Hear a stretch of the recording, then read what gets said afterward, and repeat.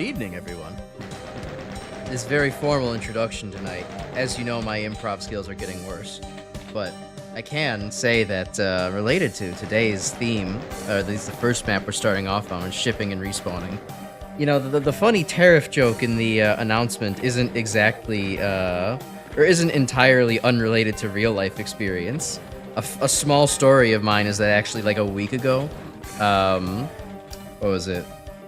The Good Smile company sent me an email saying that my Doki Bird plushie is actually not going to arrive for a while because they don't know how to navigate the tariff situation. So, yeah, I guess, you know, if I wasn't radicalized before, I think this is the time now. So, either Doom Guy is going in as the enforcement agency for Amazon, or is the one maybe taking a little bit of a killdozer approach to this. It's 50-50, you can't really tell.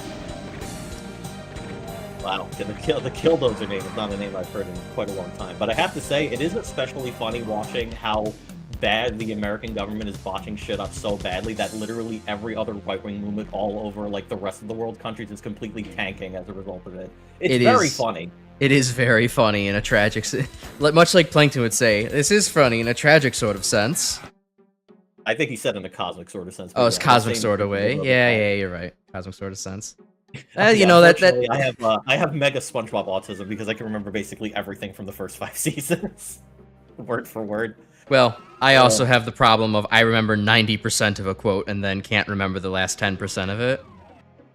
Hello, skeleton. You're a master of paraphrasing. Yeah, exactly. That's how I write papers too. Even the Revenant was excited. He gave you a little face rocket of his own just to start off. That was just like, that was the Walmart greeter, bro. I kind of maybe eviscerated him. He's a minimum wage worker. It's not right. Someone must have shouted chicken jockey and we had to go feral about it. God.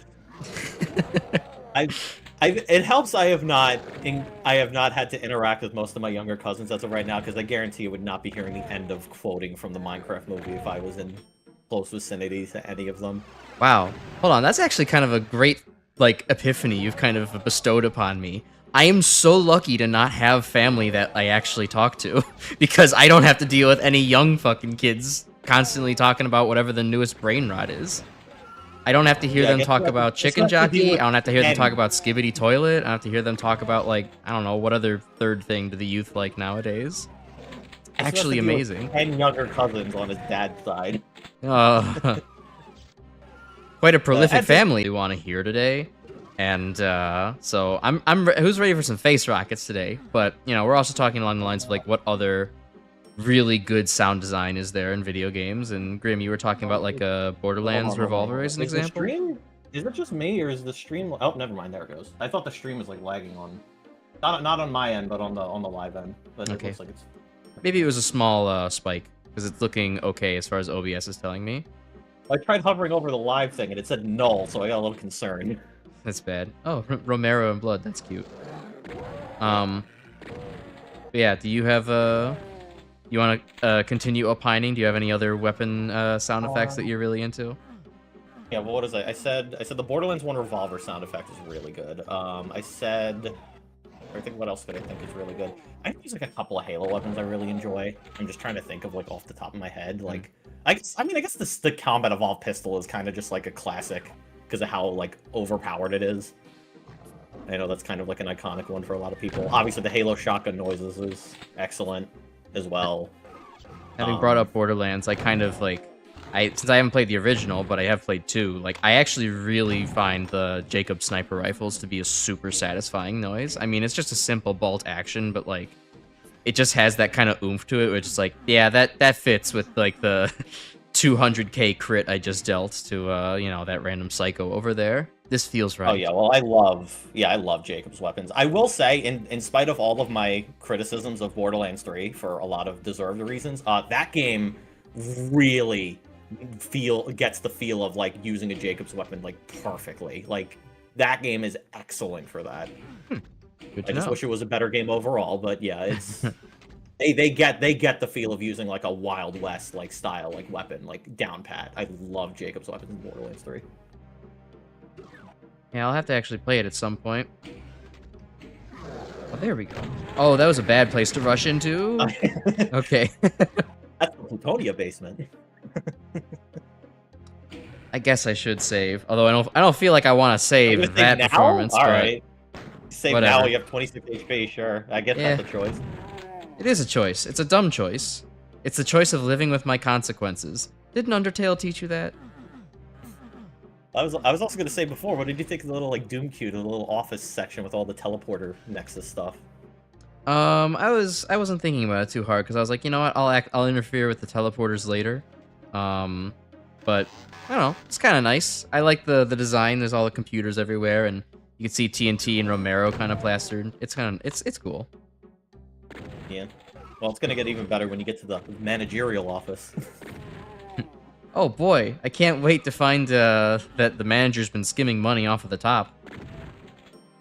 So that's where my Christmas bonus. The manager does have a tendency to accidentally shoot his projectiles through walls that are very much in the way.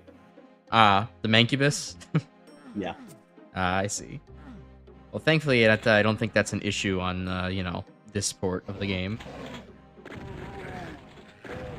Oh no, nothing against Zig scumming, Chris. It more so came from the fact that he just, like, ate a bunch of shit from chain gunners and then decided to save his game. Yeah. You know. I save in the, as a reaction, be like, oh, count my lucky blessings, I'm still alive. And, because, you know, it would be kind of, there was a fair amount to where it was like, if I died again, I'd have to backtrack pretty hard, and I don't want to, you know, belabor the stream. Although it's kind of starting to look like that might happen anyways. Well, speaking of satisfying weapon sound effects, I know when you eventually get to play Doom 2016, the super shotgun in that game is lovely. Nice. I mean, the super shotgun in classic Doom is already, like, perfection, but yeah, like, I mean, you really can't do a bad super shotgun sound effect, I think. Yeah, I mean, it's generally pretty difficult to make a shotgun sound effect bad anyhow. Like, you just got to give something a nice big boom, and it becomes satisfying instantly. That's why some of the wimpy, like, oh hey, look, I just did one of those fucking wall runs on accident. Nice. Oh yeah, you could go so fast you could skip over line depths. Yeah, I'm thinking of, like, in Borderlands 2, similarly terrible sound design, but probably on purpose, is what was it? The what was the brand that you threw at enemies? I know it started with a T, but I can't remember. TDR? Yeah, TDR. Those had, like, the fucking dinkiest shotgun sound designs possible, and I think it's definitely on purpose, but also is like, wow, this is unsatisfying as all hell to use. Yeah, TDR shotguns sound like they're like one like slight sound modification away from sounding like a squeaky toy at times. Ah, damn it. Thought I could dodge. Oh no, you've been fired by the manager. Aha, I get it now.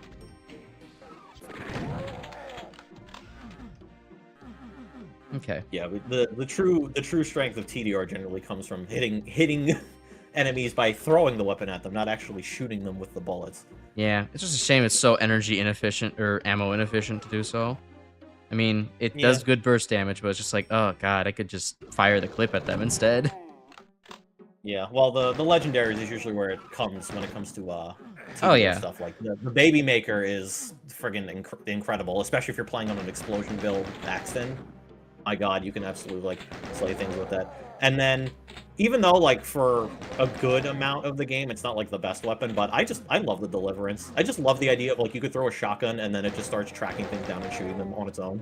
Oh, yeah, so that's the one I was thinking of when I couldn't remember what the Baby Maker was, but yeah, no, the Deliverance is a badass weapon. I love that one so much. Even if it's not functionally that great. Yeah, the Baby Maker is the SMG. The one that, if you throw it, it spawns an extra version of itself, because haha, makes babies. Yeah. There's the funny thing that I also really love about that, too, in Borderlands 2, is that there is a mechanic for it to, you know, additionally spawn other child, like, SMG grenades when you throw it. And apparently the chances of it also coincide with the chances of you actually, like, developing twins, like in an actual pregnant woman, which I think is kind of amazing. And that even extends to, like, if you're really, really lucky to get, like, triplets, quadruplets, quintuplets. It's so funny. It's such, like, a difficult to, like, observe mechanic because of how rare it can happen, but I've had situations where I've thrown a Baby Maker and it spawned, like, 3 of them, and it's like, oh, that's awesome. That is actually pretty cool. Have it, you know, linked to real life odds. That's good. I like that. Oh, but yeah, on the other, for the stream at least to tell them, the other sound effect I always thought was really great was, like, I mean, basically the entirety of sound design in TF2 is great, but, like, man, the scattergun sound effect is so good. It has just this distinctive, like, cracked sound to it, and, like, it's very satisfying to shoot, even if you're dog shit at scout like me. Yeah, the scattergun really gives you the feel that if you got killed by this, you're probably going to be molding because the guy who killed you is probably wearing a lime green hat. Yeah. God, I hate skunts so much. Yeah, no, but I mean, I don't think there's ever been a point where I doubt Valve in terms of their sound design. They've always got their sound design down Oh pat. yeah, everything's great. Like, I mean, not a weapon at this point, but like Witch, Left 4 Dead 2, absolutely one of the most iconic screams of gaming. Oh yeah, of course. Oh well, I just took down the assistant manager. Look at his big ass desk and his big ass chair. His luxurious wood paneling and everything. Goodness. I love this. I'm digging the Doom cute. This is fun. Yeah, I mean, of course, it's like, you know, it's 96 Doom cute, so it's a little bit like, you know, chunky, but like. Well, that's what makes it even more fun, you know. It's the limitations that make it interesting. His little office papers, yeah, it's great. The office papers, a big, you know, square monitor from back in the day. It's great. Yeah. Yeah, when we start getting to the more modern stuff, like through Community Night, you're probably going to see, like, what people can really do with Doom Cute. Oh, I'm sure. At that point, you can just kind of go down to the minuscule details. Spend time with every little cube and sector. Ty Halderman made this level. This was a Ty Halderman level, yeah. Yeah, that makes sense. He always did kind of like to experiment with that type of stuff, too. All right, I guess yeah, let's appreciate the office a little bit more. I kind of looked past it very quickly. Yeah, look at these cool custom animated textures and everything too. Yeah, so really like nice. So nice and personal compared to like, you know, what you were seeing out of like, you know, Doom 2. Especially it's a far cry from the fucking master levels quality, that's for sure. Yeah.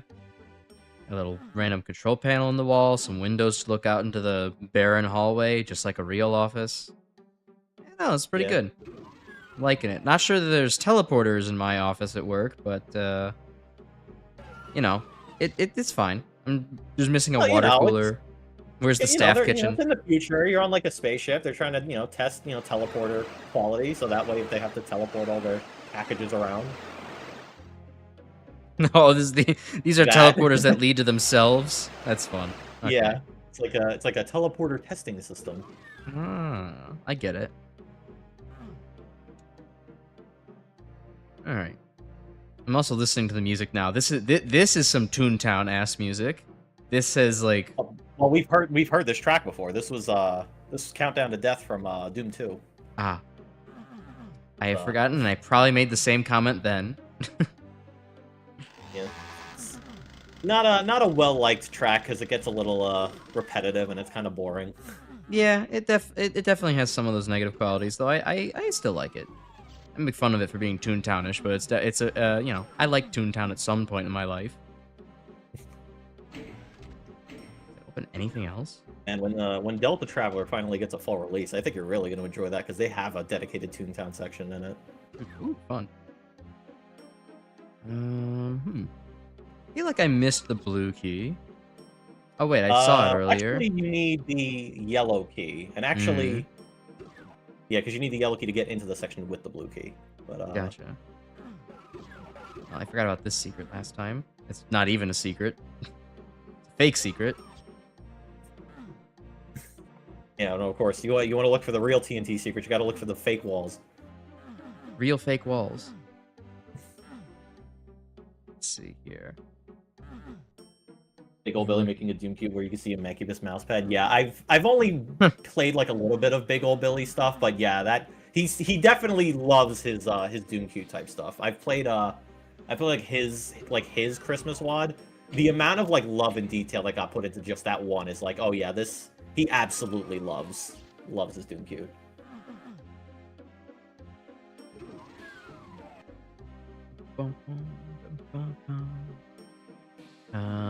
Random anecdote I had actually is that I was cooking over the weekend as Natch, and I was kind of like trying to find like breadcrumbs to put onto my there's the yellow key to put onto like my chicken that I was frying, and I was like, oh no, I might not have enough actually. Where's what other sources could I maybe have? And like I looked at my pantry. There's actually like this 10-year-old bag of oyster crackers that I've been carrying around. Like, it's actually probably older than that. But like ever since I was like, sick with the flu once and like just had to eat something small for sustenance. And I was like, well, I don't know, maybe I could try this out. I could just grind these up and give them a try.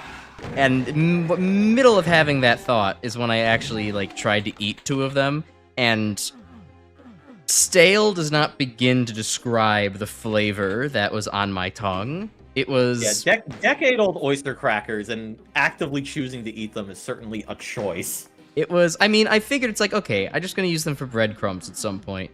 They don't need to be, like, flavorful or, like, in good texture. They just need to exist, basically, and me to shred them up. But I'm so glad I decided to taste it, because, like, the best way I could describe the flavor was like, this is what concentrated air pollution tastes like. I could taste like soot and grime and miscellaneous smells on my tongue right now. It was a very unpleasant experience.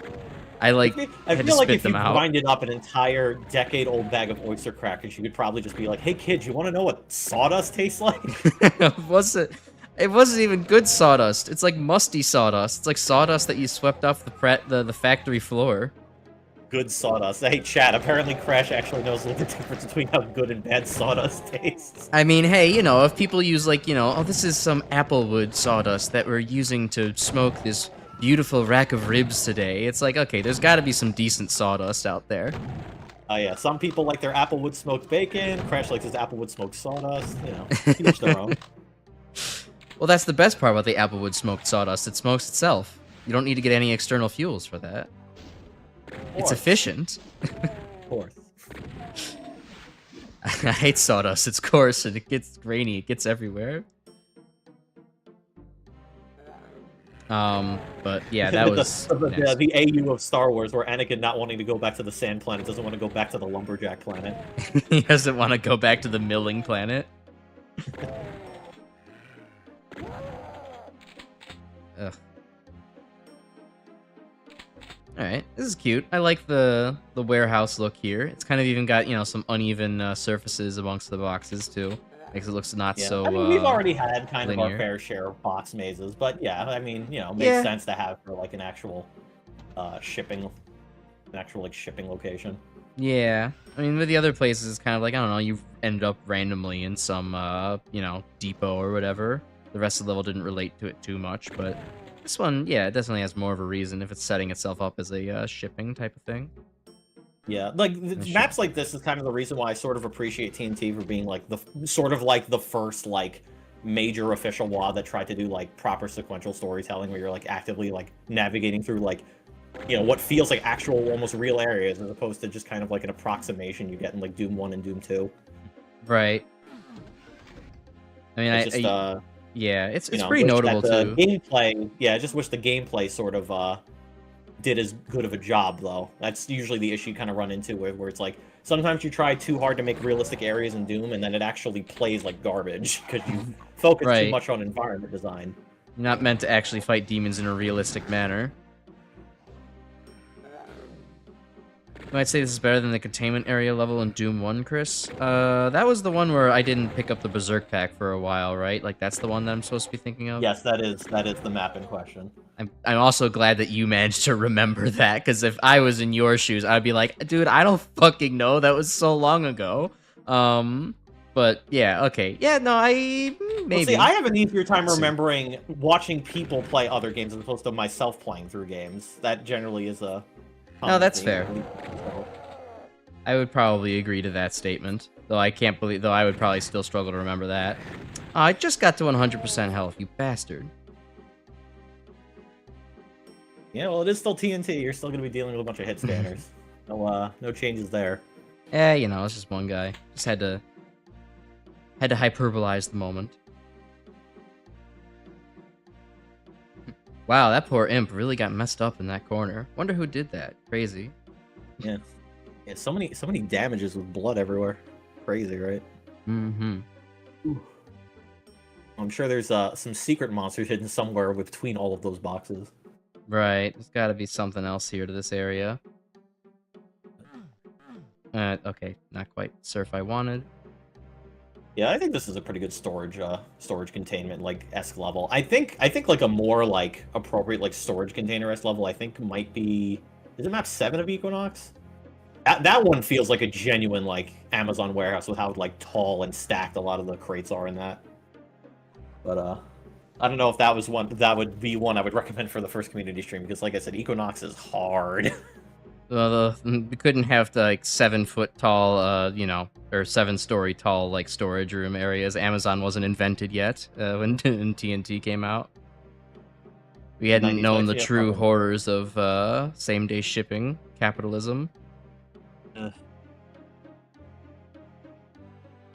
Yeah, meanwhile, I'm like basically not doing any online shopping anymore. The only I used to do a lot because my old college gave you like a student discount, so you only had to pay like half as much for a Prime account. But apparently that only stayed in place when you were a full-time student, and then apparently I was getting double charged, and I was like, "Hey Amazon, why the fuck am I getting double charged? Am I not a student?" And I'm like, "Well, you know, getting full charge." It's like, "Okay, can you pay me like half back and then revert my account to the student account since I'm going back full time again?" And be like, "Yeah, you have to just cancel the account and start a new one." I'm like, all right, and then just cancel the account and I never open a new one. So it's like if I'm not using this or anything. Yeah, I was weirdly resistant to even opening up a Prime account. I think it's probably just because, like, I don't know. I don't like signing up for, like, new memberships and shit, even if I do end up using a service a lot. I think, to be fair to myself, back then, I wasn't using very much Amazon. I still try not to, but, you know, I'm stubborn about, like, I use, like, Grubhub now a fair bit, and, like, I still refuse to actually get a account with them. Even though it's like, this would absolutely save me some money.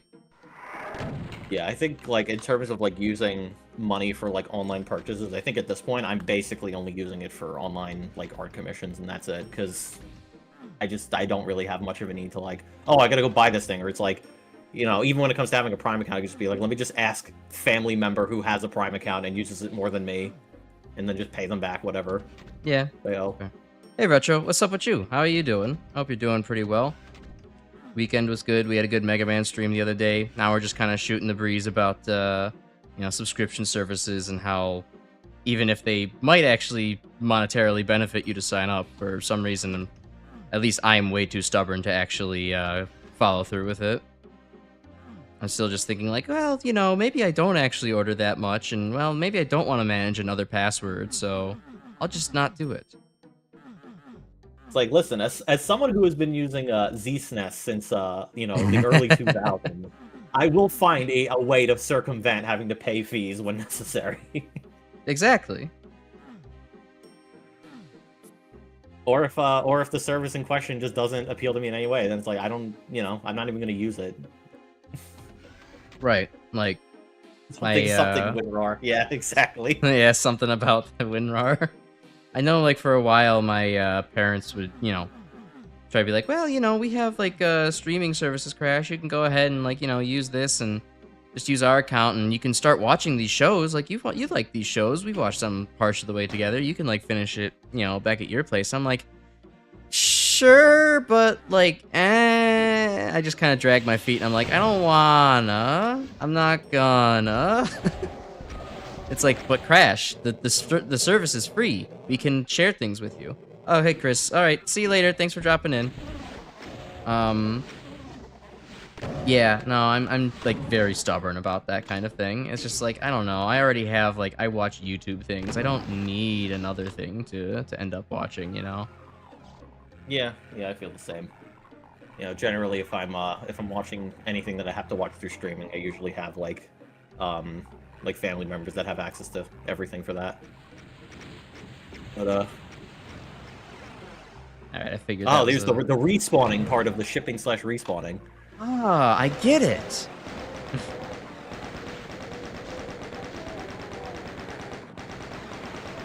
Yes, there is a truck in a parking lot. If you do head outside there, they literally made a whole like shipping truck too. Yeah, I saw that's where I was shooting the Caco Demons from. I like they were shipping Caco Demons over here. Yeah. Boss ordered a whole brand new load of Caco Demons. Apparently, Tomato he said that shipment. Jeff wasn't cutting the job anymore.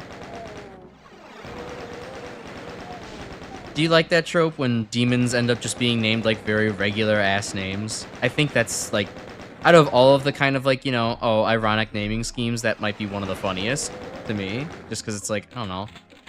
It's like, oh, these operators of hell, that's just their day job. They're not doing this out of malice. It's just like, okay, well, I got hired to like torture you for $7.50 an hour. I guess that's my life now. It's like I'm here to torture you for $7.25 an hour. As my name's Greg. Yeah, I guess it's like I guess in like a place as vast as hell, right? You probably have to have like a bunch of like denizens who were originally like mortal people who got like converted into being like demons Yeah. to do shit, and they're probably just like, yeah, they don't get all the cool names because they're not like the old guard. Right. Like, not They're just everyone like, could be a Beelzebub or a Malthus. yeah. It's just some random demon bozo's name. It's like, well, we're stuck here in damnation. Sorry, sorry, Gregathy. This is your fate now. Better go start working for the Mancubus. What do you think in hell would be the most? Which of the imps do you think, or not imps? Which of the monsters do you think would be most likely to organize? Oh, what feel- you mean like Unionize? overall, like as like in terms of like just like the ease of organizing all of them? I mean, probably like the hit scan crew. If anything. I guess. Yeah, they have, you know, the human brain-like characteristics. They can go and petition to unionize pretty easily like that. I mean, I feel like the Pinkies like would also probably do well. Like it's almost just in their name basically that yeah, they're going to form the Pinkerton Union and like, you know, demand better wages. Oh, the Pinkies are gonna union bust. That's what they're gonna do. Oh no, you're completely right. I got that backwards. And the Mancubus is going to be the one to hire them, of course. Natch. I mean, we already established that he was the manager of this shipping and respawning Amazon hell. Yeah, the Mancubus would be your typical, like, you know, not like early 1900s robber baron. Yeah, I could see him wearing, you know, the top hat and the black bow tie. The boss tweed of hell. That's a historical reference for anyone who gets that. I kind of remember. I do remember that vaguely from like history classes many years ago. I think I just remember that one so thoroughly because it feels like it feels like the 1900s equivalent of like YouTubers beefing and they're only relevant because they're beefing. It's like the minute that one of them gets canceled, the other one fucking falls out because it's like whatever. I forget the name of the actual political cartoonist that kept like fucking shitting on Boss Tweed, but I know like the minute that like Boss Tweed got like arrested, he was like, "All right, I don't know what to do in my life. I'm gonna go fight in the Spanish War and then die of malaria." Although, wasn't it? Oh, who assassinated that one president that wasn't like as notable as the other assassination attempts? The one that Salmonella made a video on. Oh, Charles Guteau, the guy who assassinated Garfield. Yeah, there you go. Charles Guteau wanting to be like, okay, well, I got this guy elected. Time to become the, you know, what was it, the chancellor to the emissary to France or something like that, and like, yeah, nothing. Well, I guess I'm gonna go kill that guy now. Title of Observer of Deer, I think, too, at one point. Yeah, they gave that to him as a consolation prize. Yeah. Well, the funny thing is that if you do watch the Salmonella video, really more so Garfield ended up dying because his doctors fucking sucked ass at doctoring as opposed to Guteau shooting him. Yeah. Thanks, modern medicine, for not being literally worse than anything else. I don't even think it's a modern medicine thing. I think it's just a case of, like, horrible malpractice because the doctors have no fucking idea what they're doing. I mean, I don't know. Like, I think he mentioned, didn't he, that, like, the doctors are fishing around with unsterilized hands. So, like, that's already got to be a statement on, like, yeah, no, the Garfield's doctors were not the most modern, not have the most modern knowledge to work with. Yeah, that's definitely, well, one factor to it. Yeah, I think Salmonella is probably the one who at least made Charles Guteau popular. Who the hell's gonna remember the guy who assassinated McKinley? Nobody, unfortunately.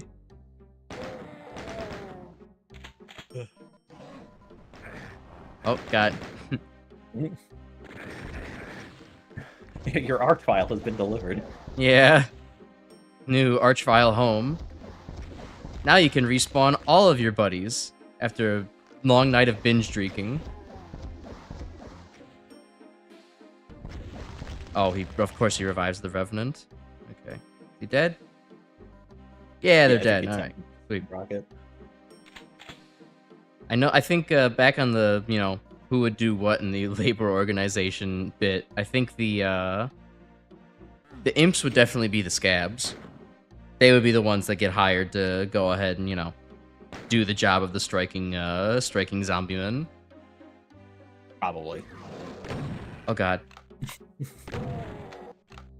The chain gunners would be like the two muscular guys that actually... might be a good idea to look for secrets before you hop into the next map.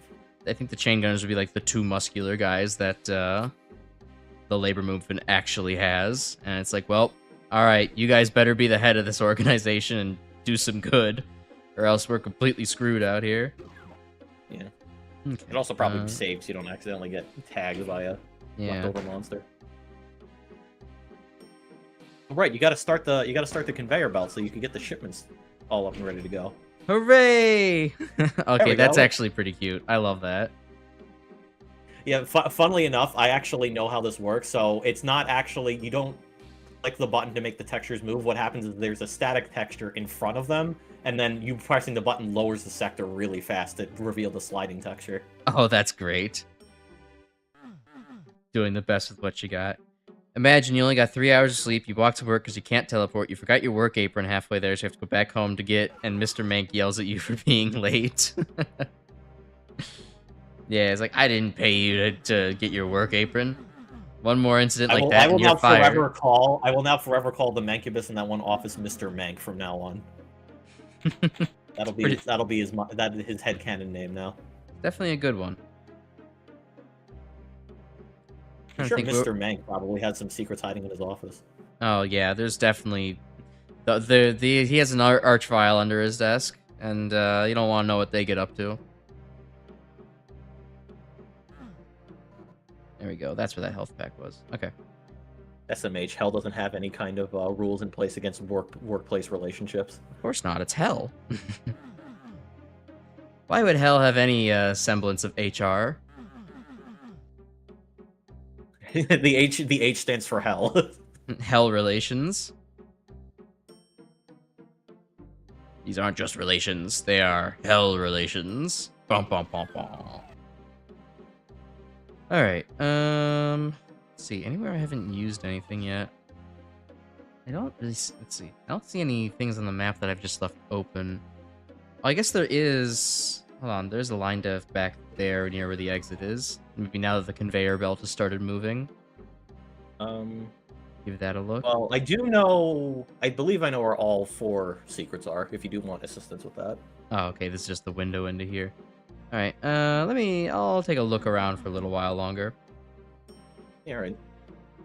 Then boom, you're attacked by the Doom guy, he goes in, destroys everything, and then Mr. Mank goes on and tells you, yes, you, to stop him, the only one getting paid $6.66 an hour. Yeah, typical fucking hell workplace bullshit. Your entire fucking, all your coworkers get killed by Doomkai and you still have to come in on Monday. Bullshit. Yeah, I know, right? They kindly send you a fucking, not even like an Outlook or a Gmail. They send you like a Hotmail message saying like, yeah, this is a grieving and trying time for all of us, but the company must move on. We cannot let the Doom guy win. You are expected to come in and work at 9. When you get fired, they just send a cyber demon in and just blast you.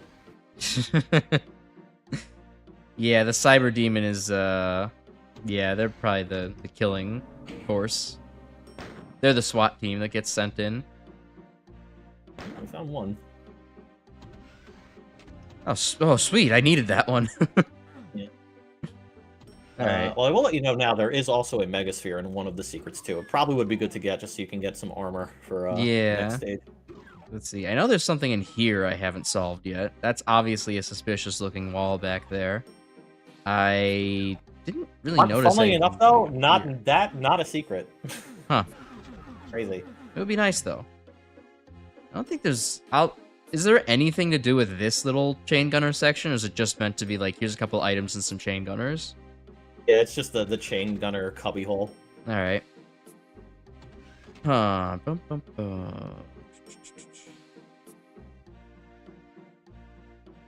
What else is on the map? I mean, if you are looking to get the green armor, the way you get it is a little stupid. Of course, everything has to be a little stupid. Let's see. I think maybe if I zoom in, there's going to be some stuff that I haven't really looked at yet. Let's see here. No, it doesn't really seem like anything. Unfortunately, you are starting to reach the point where using the auto map to try to look for secrets isn't always going to be the most ideal thing, because they do actively try to hide line defs from you. Fair. So it's you kind of just sort of reach a point where you kind of just have to look at the environment, just kind of be like, okay, maybe there's a secret here. Which ultimately leads to you humping like every wall, right? Every day. Just try to lift the covers off of anything. So let's see. This is where we started. I didn't really give these two side sections much of a look. Bum, bum, bum. You know, I was looking to see how many maps you had left, and thinking like, oh, maybe it might only be like 3 TNT streams left. Honestly, though, with your pace here, I think it might be more like 4 TNT streams left. All right.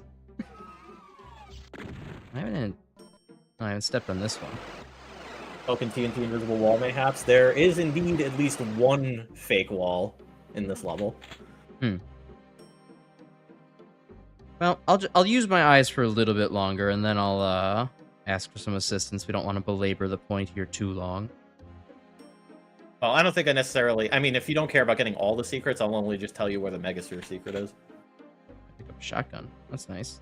Hey, there is like a brown line dev over there that I haven't done anything with. That was in the manager's office. Feel like I explored that place pretty thoroughly, but sure, let's go over there again. I don't know why. I like supersonic racing on the map rather than actually looking around. Yes. Rather than play Doom, I will instead play Asteroids. Yeah, exactly.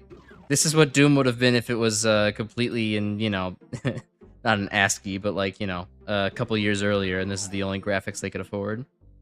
Doom if it ran on Commodore. Yeah. Oh, wow. Okay. That's secret. Yeah.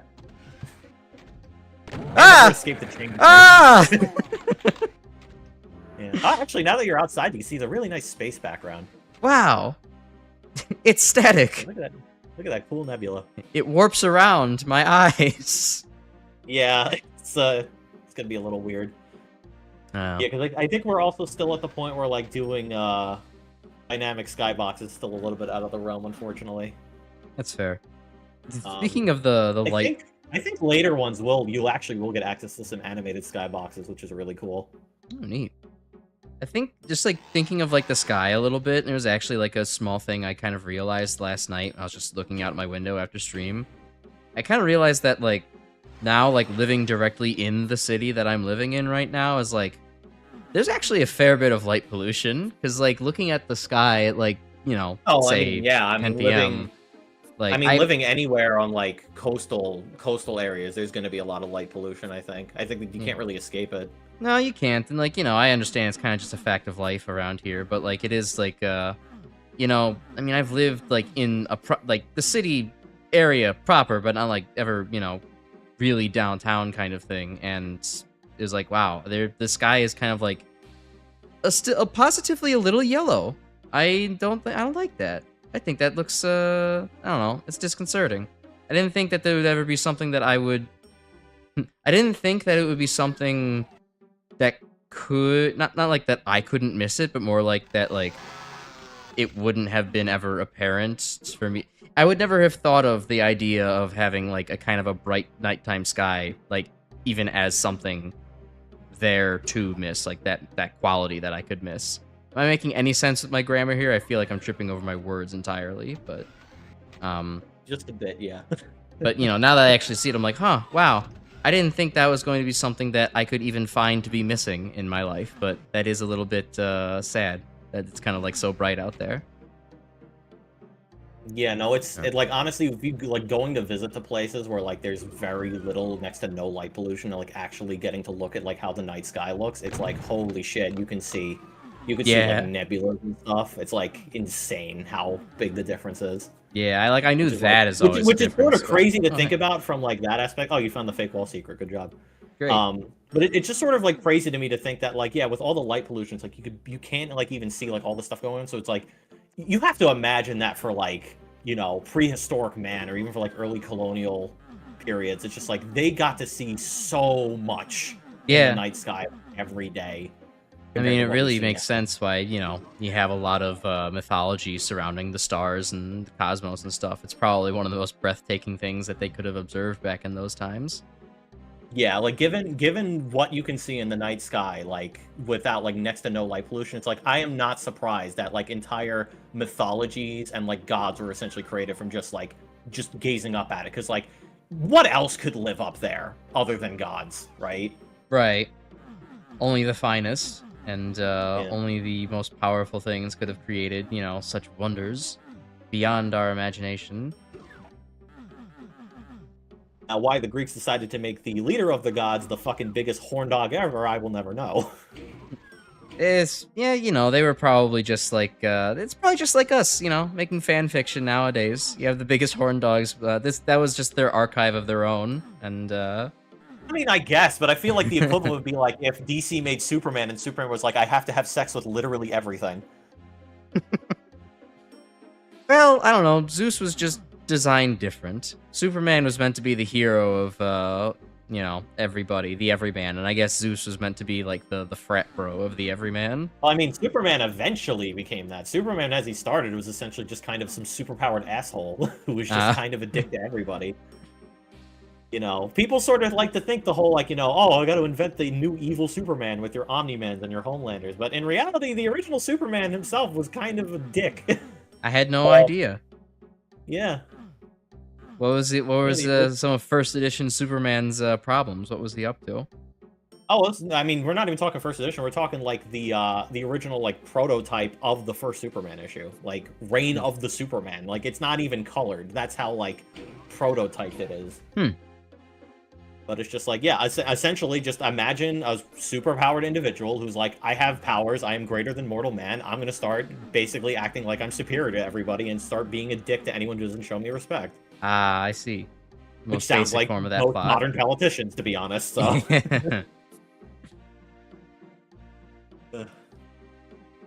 Yeah, no, the whole Superman kind of evolving to be sort of like a paragon for good sort of came from the whole, like, you know, World War II was happening, and we kind of need, you know, people to sort of be like, hey, we're at war. We need, you know, paragons of humanity to kind of take us away from, like, this awful, bloody conflict that's going on overseas. I've got just the person for the job.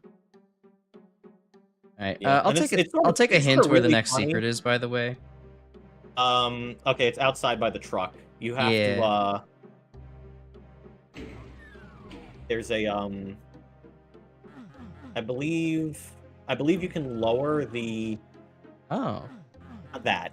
No, the thing that has, like, all the other stuff to the side. Yeah, where the rocket launcher is. I believe there's a wall where you can lower that, and then that opens up to where the actual secret is.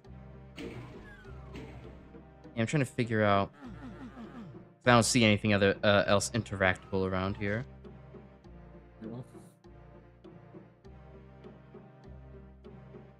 Maybe it's gotta go in the truck. Oh, yep, there it is. Yeah, there we go. Oh, whoa, okay. I couldn't tell if the concrete was rising or if I was rising there for a second. Mr. Manx shareholder. Coming to avenge him. I can't believe that you just killed our Elon Musk, our shareholding. Our stock is way down. Oh, I don't know, at this point it might actually surge the stock back up. That it's sort of really funny in hindsight how a lot of American superheroes sort of like made the whole like, yeah, our nemesis is Hitler. Like just as like more so coming from the aspect of like, you know, this is a guy we're at war with, but like he can't be, you know, he's just like you know, a guy who's kind of being greedy and taking territories, like, he can't be that bad, right? And then after finding out all the awful shit that happened, it's just like, oh, that kind of worked out really well for us, huh? Yeah, all right, good job. Pat ourselves on the back. DC, Marvel, good job, everyone, good job. Yeah, it's like holy shit. How that lines up that way. All right, central processing. Oh boy, and here we go. Pretty hot. Central processing, yeah, fucking like a fucking megapolis of a fucking map in terms of its size. All right, well, this might take the rest of the stream then. Yeah, I wouldn't be surprised. Like even if you'd be like, oh, we're still under 2 hours, I would probably not recommend starting the next level if you're still cutting it close. Gotcha. Alright, well, I actually did really like shipping and respawning. It was it was good Doom cute. It was a nice structure of a place. I actually understood kind of where I was and what I was doing. Oh yeah, no, I very much enjoy it too. I think it's like one of the better TNT maps. It's a saying that's like, hey, it actually tries to be a properly defined area. It doesn't play too badly. Yeah. You know, other than maybe having like, you know, some silly secret locations. Like overall, I don't think you have to do much to improve on it. Oh, and speaking of Doomcube, look, it's some office buildings where everyone has their own company issued water bottle. Oh, nice. I mean, it's funny with what they're doing, how they're making the chairs a very much more... Ow. Hey, I'm trying to appreciate the art over here. Kind of looks more like, this is like your TV watching setup in the living room, more than like an office space, but that's the charm of filling in the gaps. Yeah, little cubicles and stuff. Yeah, it's still 90s Doom era map design, so a little bit is sort of like, you know, you have to use your imagination. I like that, though. It's like theater. You have to fill in the gaps a little bit. Yeah, and even for as big as this map is, I still quite much enjoy it. I think a lot of that helps because of the custom MIDI. The custom MIDI almost sort of feels like you're building up to like play this huge-ass behemoth of a map. It's got a pretty nice kind of, you know, electric synth going on here right now. I like the anticipation. Yeah. Kind of reminds me a little bit of Chariots of Fire, I think, at least with some of the instrumentation. Which one was that? You know, the music that everyone kind of over-abused back in the mid-2000s when, like, someone's about to make, like, a huge-ass basketball dunk? You know, I don't know. You just made a sports reference. Oh, that one. Dun, dun, dun, dun, yeah. Dun. Okay, no, I know what you're talking about now. Yeah, it's like that. Yeah, the one that got overused to hell and back in like the early internet days for like, I'm about to do something epic. Right. And it's also overused on every network syndicated television show as well. So. Yes, also just everywhere. Along with that one other track that I don't remember the name of off the top of my head, but it's the one that gets used for the Mr. Incredible becomes canny meme, like the second to last one before the fucking biblically accurate angel. That one gets used everywhere, like by media. I mean, it's a good track, don't get me wrong, but yeah, it is overused to hell. Yeah. We need it. It just proves that we kind of need more, you know, more stock music, more things that don't require licensing, but also can succinctly summarize a moment, emphasize a moment. Or maybe we just need fucking music copyright to not be the fucking capitalist hellscape it currently fucking is. I mean, yeah, that too, I guess. That would be nice.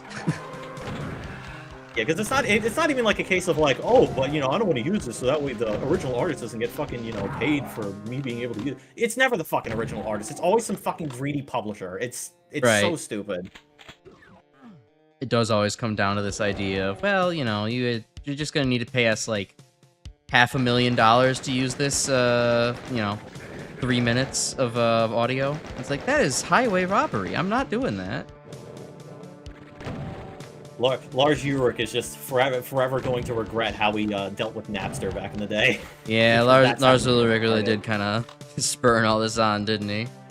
Why did Metallica need to have a rich boy? I will never forgive them for fucking what happened to fucking Napster and what the fucking music industry ended up becoming as a result of that whole thing. Ooh, I stepped into the flesh room. Oh, I'm stuck here in the flesh room. Mr. Mank has come to greet you out of the flesh room. Thank God this isn't the original Doom. I don't have to worry about Mancubus fireballs going right at me through the wall. Although I guess that was northerly facing, so it would have been fine. Yeah, the flesh room is really cramped, and you know the fucked up thing is it probably still costs about fucking $1,800 as a New York apartment. And the best part too, it smells like a New York apartment. It's got a distinct flesh and blood kind of odor in there. Ew.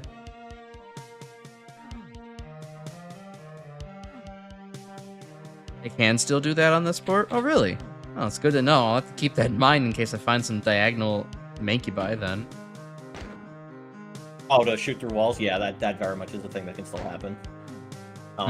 I think the this port, in at least the new Bethesda port, I think it only fixed like a couple of like kind of game breaking glitches, like crashes and stuff. And I do know, granted they might have updated it since then, but I do know that they technically patched out the all ghost bug, and the and like ghost monsters being a thing.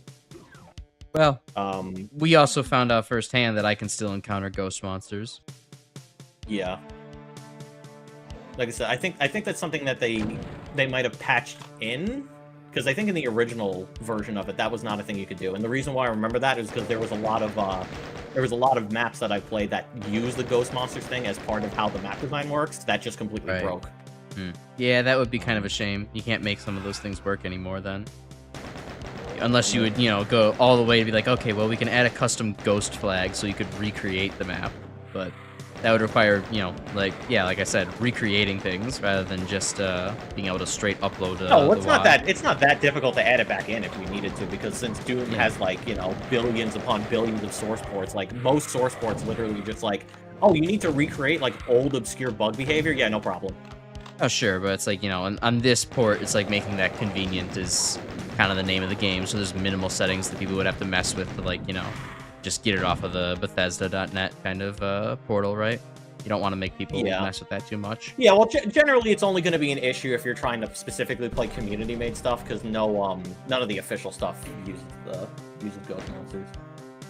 I like the Kex engine, very accessible for a casual audience, no PR boom, but still solid. This is the Kex engine, right, Grim? Like on this? Yeah, this is running on Kex. So apparently the way that this works, I believe, is that it's Kex running another Doom engine inside of it. Interesting. Yeah, I forget the actual like. It's like a fork of a different source port. So what it essentially it's just like running something else inside of it. Yeah, it's Kex, and it's running a fork of Rum and Raisin Doom that was modified to work for this version. Ah, interesting. Why are they? Well, Kex would just be the source port, right? So they needed to have like some version of like the actual Doom code. Yeah, well, basically, the thing you need to know is that when it comes to anything being made by Night Dive, Kex is their go-to for basically everything. Like, basically, if there is a classic Boomer Shooter remaster that you can buy right now, it is probably running on Kex. It's just like kind of an all-purpose, like, classic Boom Shoot engine. Fair enough to know. For anything.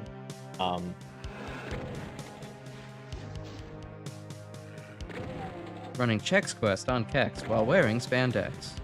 I don't know, that was the first thing that rhymed with Kex in my mind. Something that I, funnily enough, can do. Oh shit. Grim can wear spandex. Hell yeah. Because my Chex Quest, my Chex Warrior costume does have spandex. Oh, that's right. Oh, that's right. So I technically could do that. I don't think it'd be very easy to do because the fucking body is like really difficult to move in, but I could attempt it. I think you forgot to send me a picture of what that costume looked like. Yeah, well, the issue is because all the photos were taken by other people, so I have to get the photos from them. Yeah, that would make sense. Hey, tell me, are you? Oh God, wrong time to start conversation. I guess I can work from here. Tell me, are you the kind of person who just never remembers to take photos either? Like at any given event or like any given hangout? Like I do not ever take photos of what I'm doing, and I tend to regret it. I used to definitely kind of be in the sort of like, I'm not gonna, it's like I'm not thinking to take like photos or videos or whatever because I'm just like I'm busy like doing other shit. Right. It's like I wouldn't immediately think to do that, but like honestly, since I've gotten into the sort of rhythm of like, oh, I'm going out to eat, oh, my meal looks fucking excellent, I'm gonna take a picture of it before I eat it. I've kind of gotten used to doing that a lot more at like family get-togethers or whatever. at least if there's like special things going on or whatever. Like I'm not just gonna be like, oh, it's the Christmas party, gotta take a video of my cousin doing my cousin things that I see him do every time I see him for Christmas. You know, but it's like cousin things. Oh, TM. what's that? Oh, it's my cousin's birthday, and they hired an animal handler so that you can get to like, you know, touch like Burmese pythons and stuff. Oh, I'm absolutely taking video of it. Yeah, okay, sure. Like that's fucking cool. I would definitely. Yeah, it's like I can remember, like I will do it but... for like stuff like that. I'm not just gonna do it for be like, yeah, this is something we do every year. Yeah, I think for me, it's like I have trouble doing it with like sometimes I'll remember with like my food if it's like, oh wow, this is like really slamming, or like look at how cool this looks or something like that. But most of the times, like I don't know, say I'm just like, it's a random time or like take for example, Defective visited me a couple of weeks ago, right? I forgot to take pictures of us like doing shit around the city. And hanging out at like barcades and playing Grotto Beasts. Well, okay, playing Grotto Beasts isn't exactly that momentous, but still, like I forgot to take pictures of us just doing stuff the entire time, like we were together. And it was only because like he remembered to actually take some things throughout, or that there's like documentation.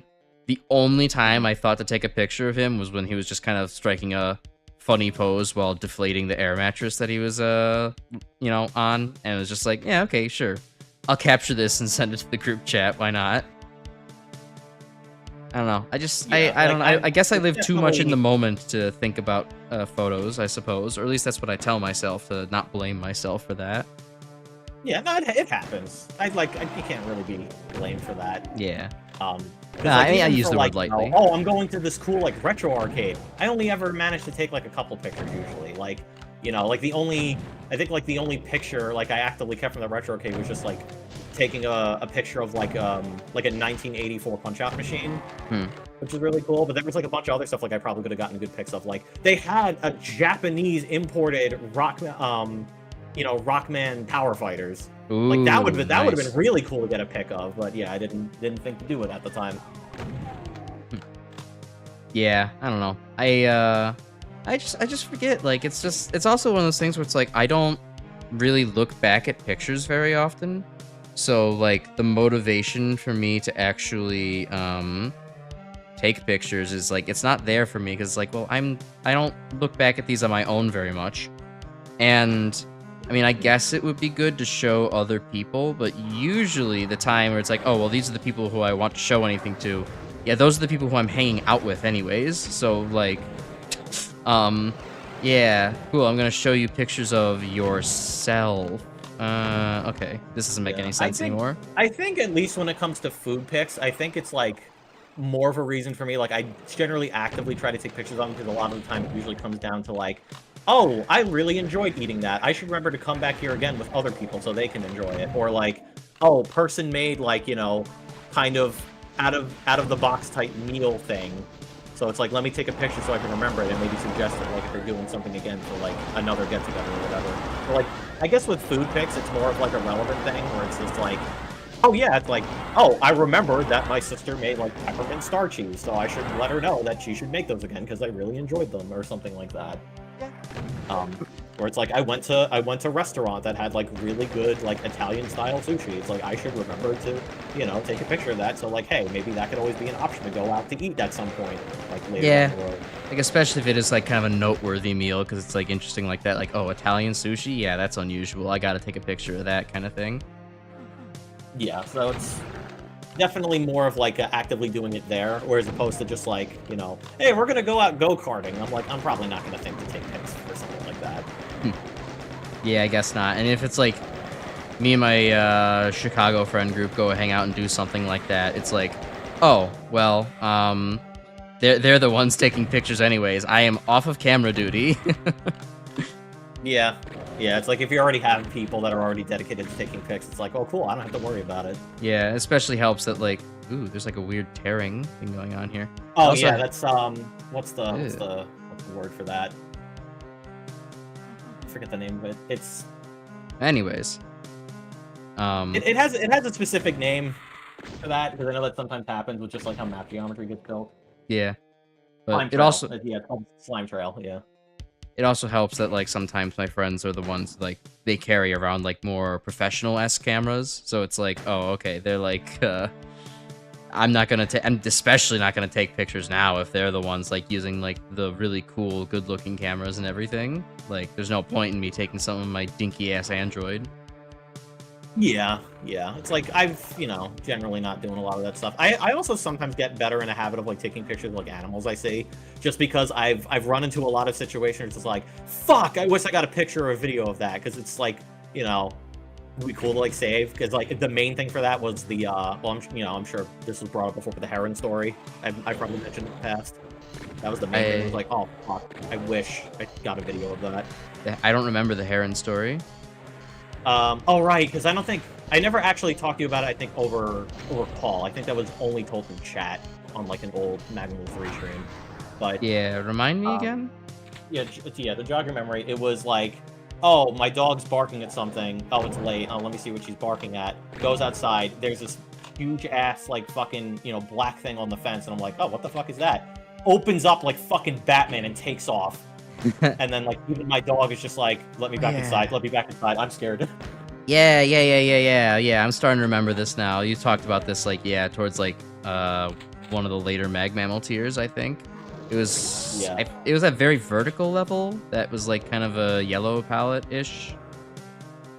I don't remember. Anyways. Yeah, I'm sure if I go through all the Magnum machines, I can figure out which one it is. But it's okay. It's not worth that much effort. It's not that deep, bro. But yeah, essentially, since like, oh fuck, it's like I wish I got a video of that or a picture of that, because that would have been so cool. Like, I do generally make it more of a habit of like, oh, if I see animal, let me try to get pic of it. Like that has definitely been more of a thing. Like actually, like right now, there's like this really gorgeous looking like blackbird with like this sort of luminescent like emerald green like breasts like thing to it, and it's like I really want to try to get a pic of it next time I see it. Just kind of hanging around your neighborhood at the moment. Yeah, it's like I can't also fully tell what kind of bird it is either. Like a part of me wants to be like, oh, it's a crow or a raven. It's like, what kind of crow or raven has like a hummingbird style like glistening like breast like. I guess I don't know. Thing. Some of them kind of do. Some of those blackbirds really have that kind of iridescent sheen to them. Yeah, well, that's why I want to try to get a pic of it, so maybe I could figure out what fucking species it is. Contact your local ornithologist. Yeah. It's also for the same reason I also, like, I think not only is the heron story the reason why I want to make sure to try to get good pics, it's also the fucking cassowary story, too. Which I definitely don't think I've talked about this one, or if I did, it might have been through chat again, but it was another one where it's like, me and my dad were just kind of like driving out, and again, we're in like a very like, busy road, like you have like, bridges and like, gas stations nearby or whatever, it's like, it's whatever, and we're just passing like in the middle of traffic, and I swear to God, there's like a fucking like pygmy or like baby cassowary just fucking like walking on the side of the road. I'm just like, what the fuck is that doing there? We're not in Australia. Why is that here? What's a cassowary look like? Basically the ostrich that's like blue with the big red head crest, and they have the raptor claws in their feet. Okay. I think maybe I know what you're talking about. Hold on. I mean, I could also look it up, but yeah, I guess you go ahead and send that over Discord. I can take a look at that. It'll be good, too. It can erase the crashed Icarus from my fucking screen. Yeah, I fucking gotta get that off my screen, too. I've been looking at it for 2 weeks. Alright.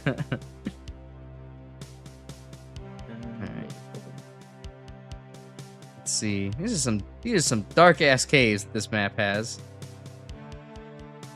Also mostly empty dark-ass caves. It's kind of funny. Oh, central processing. Ah, much better. I can't believe I would actually... Oh, yeah, now we're... Yeah, now we're talking. I can't believe I would be thankful for a bright-ass invulnerability sphere, but now I can actually see something in this level. Right, one of the few levels where I'd be like, oh, hey, how about some light amplification goggles? Those would be cool. Yeah, just bump up your gamma. You're good. I could do that, but that's not the authentic Doom experience. Womp womp. Yeah.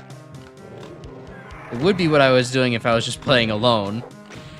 But given that I'm on stream, it's like, okay, well, I suppose I should give the darkness a real, run for its money. It's part of the game design. Although I don't know, I mean, I guess, but I also kind of feel like bumping up the gamma would also help, so that way chat can see what the fuck you're doing. Yeah, I think I don't know, what is my gamma actually at? Because I think that is something I always hated about a lot of streams. It's just like, oh, it's way too dark. Brightness 60%. I mean, I don't know, it's pretty good. I don't know, chat, tell me what you all think. Has it been too dark to actually see anything? If so, I can bump it up. Because I hate that shit when watching a stream too. It's just like, oh, the streamer can kind of barely see what's going on. So it's like, I can't see anything anymore. Gamma is cheating. In fact, you should lower it to 40. All right. I'm going to keep it at 60.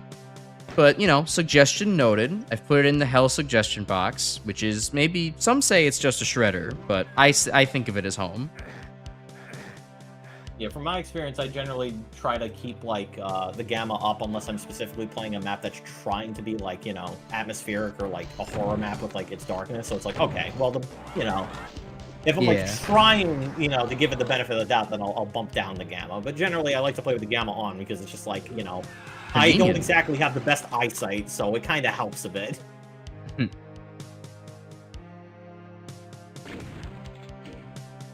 I do like the shootable switches, though. They're very aesthetic. Yeah, it's a nice custom graphic, too. Which, well, actually, funnily enough, I think when I was talking about the animated textures before, so funnily enough, because this was made back in the 90s and before we had all the modern amenities of being able to have individually named animated textures, all of the custom animated textures in this WAD are technically the same texture. But they're like, it's basically just a fucking like huge ass like 16,000 wide texture, so you could just reuse like, you know, whatever for whatever point. Yeah, small pieces of it at a time. Yeah, which, you know, which is fine or whatever. But man, actively trying to like, you know, edit using that method fucking sucks, especially if you're trying to do auto align stuff, because then you're like, I'm trying to, you know, get like this like, you know, cylindrical waterfall so I can get like a fountain going. And then it's like, yeah, anyway, here's like a computer texture because it's stretching this one fucking texture across the whole thing. It's like, fuck, I have to go back and realign everything again. Thank God for fucking modern Doom amenity stuff with their editors, because yeah, this shit was annoying to deal with back in back in the 90s with like the old tools. Yeah, I can only imagine. Things you used to have to do to get anything to work. And having to boot things right from DOS and actually understanding how to use the command prompt. Too much to ask of any modern convenience. By any standard of modern convenience. Could not be me. Could not be me. Nope. Come on, Imp. You were just infighting with that chain gunner. Take him out for me, please. Okay, well, in fairness, the Imp is infighting with the chain gunner, but the chain gunner is fighting you. Yeah. I think the Imp gave up. The other two chain gunners got taken out by the Imps, so I was like kind of hopeful that I get a, you know, a threefer, but I suppose a rocket from this high up will have to do. Or not. It's getting... Ah, oh, damn. They actually shielded by the columns. 8 billion pillars blocking your way. Well, I mean, if you get close enough, the auto aim will probably help you. Yeah, there we go. Alright, he teleported. His people needed him. And there's his cousin. I see, we found his people. Yeah. Taking a bloodbath. Hey, I remember this set piece from Sweet Home. Sometimes I forget that I actually streamed that game, just because it's like such an oddball choice for this channel at the moment, at the very least. Like it's just a random RPG, one series, small fan base. I don't know. Yeah, well, I guess it's also like kind of out of the realm of what you normally be doing, because like you're primarily like the Mega Man focused channel, so it's just like, okay, anyway, here's a horror game. Yeah, here's a tiny little NES horror game, and horror is being used a little bit lightly considering it has the most mild of jump scares. Yeah. Yeah, because I'd say like you're generally like, you know, getting a bigger audience of Doom mostly came from like, you know, doing a bunch of streams more, and mostly like I'd say me convincing you to like, you know, go a little bit further with it, but it's definitely like I feel like at least people would know you for playing Doom now, as opposed to like, you know, yes, Crash Icarus, my favorite streamer who plays obscure horror games from 1989. Yeah. you know, all the retros. Eventually, anybody who enjoys any retro content will start playing other retro content too. It all kind of lumps together, and congratulations, you're now a retro streamer. Go join the club, pal. I mean, I appreciated the Sweet Home stream just for actually getting to experience what is essentially the grandfather of the survival horror genre in gaming. So it is pretty cool to see. It's like, oh, that's kind of where like Resident Evil got its inspiration from, like directly. Yeah. Yeah, and it's also kind of just crazy to think that the progenitor of, you know, survival horror as a genre in gaming is literally a licensed game. Yeah, of all things. Yeah. I mean, don't get me wrong, I don't regret streaming it in any way. It's just kind of funny to me where it's like, this feels, at least for what I've done so far, very out of focus. And like, I did that? Oh, I did that. Okay, right, okay. Oh, okay, yeah, I mean, there's the last guy. Yeah, we need to get some content out of it. But yeah, somehow I don't see you, I don't foresee you doing like, oh, hey, chat, you want to see me play through the original Final Fantasy on NES? That one's not probably happening. Yeah, it's like, yeah, I don't think this is going to be a consistent thing. And even when it comes to you playing horror games, wow, saving at 7% health, that is a I mean, all right. It's either that or go back a long time. I could survive it, don't worry. I know you mentioned this a while ago, Brain, like Ghouls Forest 3, if that works on Kex. Grim, do you know anything about that? Is that a popular WAD? Well, actually, I know of Ghouls Force 3 because it was made by the same guy that made 8-Bit Deathmatch. Oh, is Cupman Mike and Friends?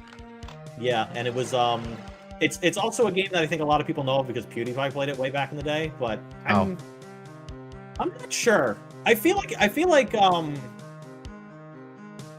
I mean, I guess, like, it does require, like, specific, like, custom enemy assets, so, like, I feel like you would need Jeezy to play it, but I feel like with MBF being one of the supported source ports that you can play through on this version, I'd imagine you can play Ghouls Force 3, but I don't think I've seen it come up at all. Or if it has come up, it's all like the unofficial ones being like, you know, released by people that are just like, you know, gotta upload all the popular stuff, gotta have fucking like 30 or 40 different uploads of My House, even though all they do is crash the game because it's not built for it.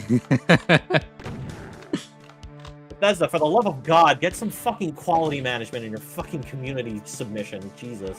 I don't know. Bethesda and quality they aren't too. Yeah, I know. That equate anymore. Bethesda to fucking have quality assurance is a fucking like, you know, telling a fucking fish to fucking not die while being on land for fucking 5 hours. It's basically asking Nintendo not to stop, you know, taking down fan games or hanging and quartering people who make fan games.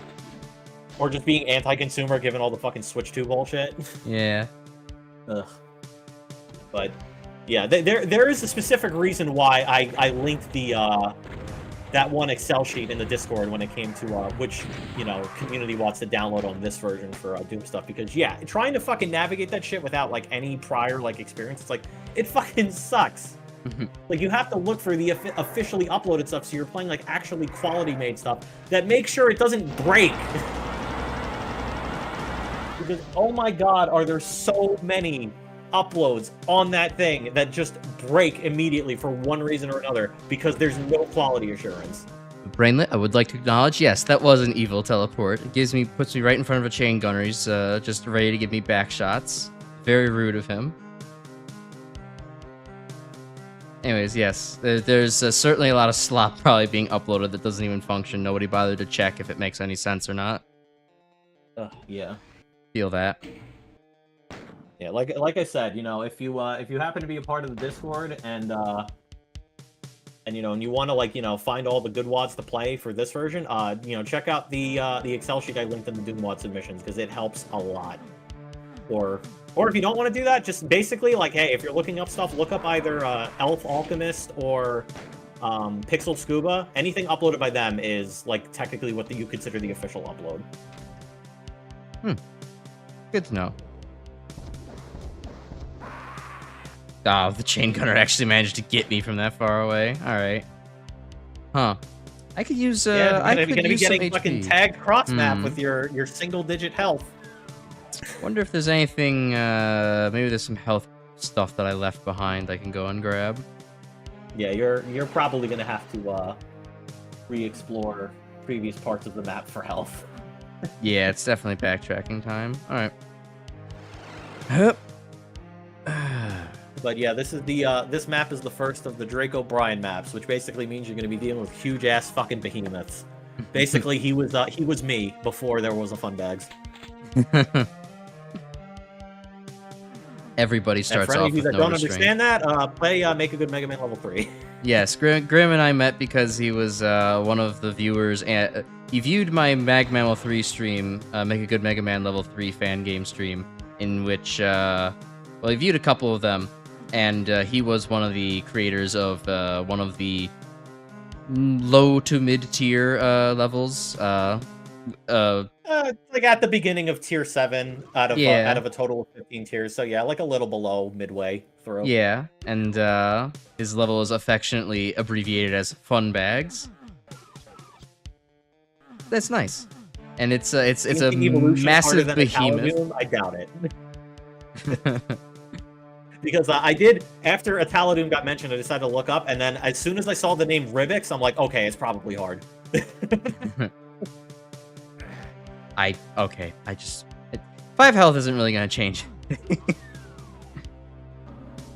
Okay, well, I mean, that's a nice secret to have, at least, I guess. Say that I have it.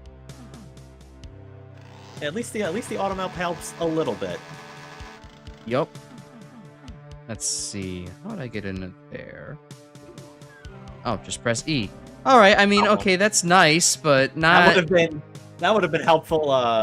Many minutes ago. Many minutes ago on a map far, far away, on a block map far, far away. All right. I'm starting to think I might be shit out of luck. I don't think I. Oh wait, hold on. There's a little bit of HP. There's a little bit of HP. You got the flaker test. Picked up a medkit that you really need. Nice. Maybe I left some shit behind in the offices? I don't think so, though. Might be. Well, there was the, Oh, wait. I got a stim pack. I need a stim pack. Water bottles. Oh, you can probably get up onto that ledge now. I think that might have lowered enough for you to walk up it. Oh, hey, look at that. It did. Yeah, there you go. Yeah, I think there's some... Oh, well, there's tomato. There's a tomato in the corner. He really didn't want to show up to work today. He thought he could just hide out in the back and no one would have found him. Anyone else? Okay, no. Just the lost soul. All right. 64. We can kind of start working with this. But yeah, Drake O'Brien is essentially the creator of what would be the biggest maps in TNT Evilution, more or less. Because he made this, he made the next map, and he made map 27. So it's the man really liked his marathons. But you know, I mean, hey, as someone who's also made a huge ass marathon level, I suppose I can respect it. I can understand kind of the philosophy to wanting to make a marathon level, if especially if you're like intending for pistol starts, because you want people to actually get a chance to like get all of the cool weapons and have like the, you know, I'm a god Doom experience, but you can't do that in a very small map because it's like, well, okay, you're condensing things too much at that point. It kind of stops being, you know, you don't have that experience anymore. Yeah, well, like I've expressed, I don't mind having marathon maps, but generally it helps if they're like you know, maybe like a section ender, which is why I actually don't mind this map specifically, because it kind of feels like you're a preamble to getting into the final third. Or if you're using like them as a secret map, you know, because it's like, okay, well then, you know, it has an excuse to be big, because like I said, it's like, you know, if you make, you know, a particularly hard map or a particularly long map as a secret map, it's not like it's mandatory to finish the game. Right. Like, I don't mind it for stuff like that. That being said, I still think there's a limit. Like, Eternity's fucking map 32 taking, like, you know, over fucking 4 hours to UV max on average is probably a bit too much, but, you know. Yeah, certainly. You can't go too overboard with this kind of thing. Okay, wait a minute. That was over there. That was the teleporter room. I see a little gray line out there.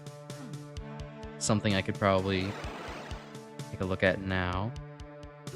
Okay, that was that way. That was the flesh room. I think that gray line you're obsessing over, I think might just be a sound box. Ah, could be. Well, hey, it was good for a medkit. Generated armor. Got shot by a chain gunner. Chain gunner. now I have the worst armor. I actually just rewatched that one Decino video today. It's like, oh right, there's actually damage picking up, mitigation a green armor. differences. Yeah, Yeah. good to have in mind. Oh, the BFG would be really helpful if you weren't capped up on cells. Just fucking kill me. And also just getting melted by Revenant rockets. Thank you. Fucking everything was going so smoothly. That could probably be a short. that Revenant fucking did the best job so far. Perhaps. Oh hey, there's a stim pack here. Sweet. Okay. Never thought I'd be so happy to see stim packs.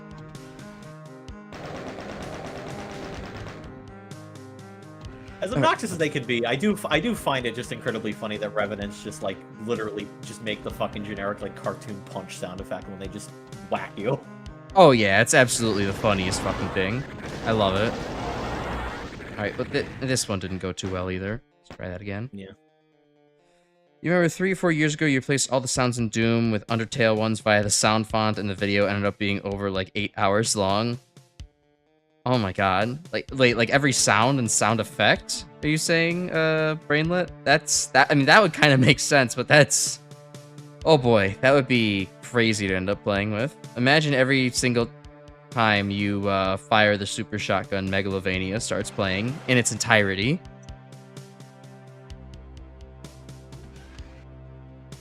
That would be very funny.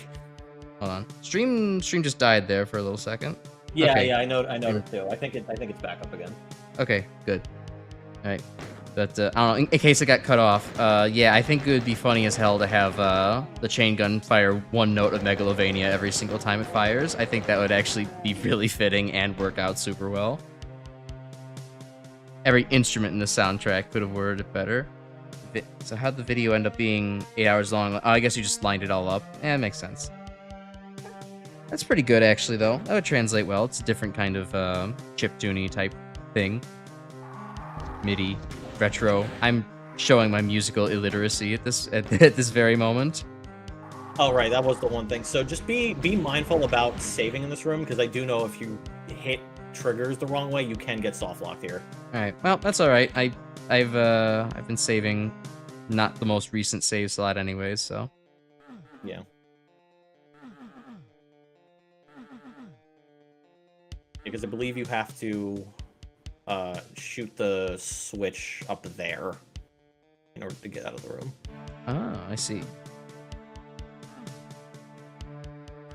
And you're soft locked. Ah, it was bait. Yeah, you have to. You have to shoot that switch before you go in. Gotcha. Well, that's okay. I can just use bullets on the Revenant this time. Don't have to worry about face rocketing myself. There we go. Yeah, because it's like just far back enough. Yeah, now you get the teleporter, because it's just far back enough that the vertical spread on the Super Shotgun can't hit up there. Leave it to me. I'll find a way to soft block. I've basically encountered like every single soft block possible at this point. 3 soft blocks so far, I think. You've had the one in Caribbean, you had the one in Mill, and you have one here.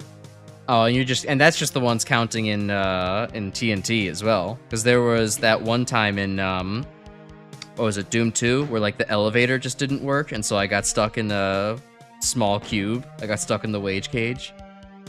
Oh yeah, that one. There was that one. I guess technically fucking Mephisto's Mausoleum in Max Levels also technically counts as a soft lock, but let's not talk about that. Right, how the hell do I get out of here again? Teleporter. I prefer to forget about Master Levels. I'm probably gonna end up playing Master Levels again off stream sooner than later, just because it's like, well... Yeah, honestly, yeah, I think it would certainly be good for you to at least give it a earnest try solo with saves, and not having to deal with all the bullshit that comes with playing on co-op. Right. Because outside of a couple things, it wasn't too obnoxious, but that's part of just being like, okay, well, I can't do this slowly in solo. Okay, I gotta navigate my way out of this fucking. You All right. take the elevator up, and then you go west from there, and then you can get back outside.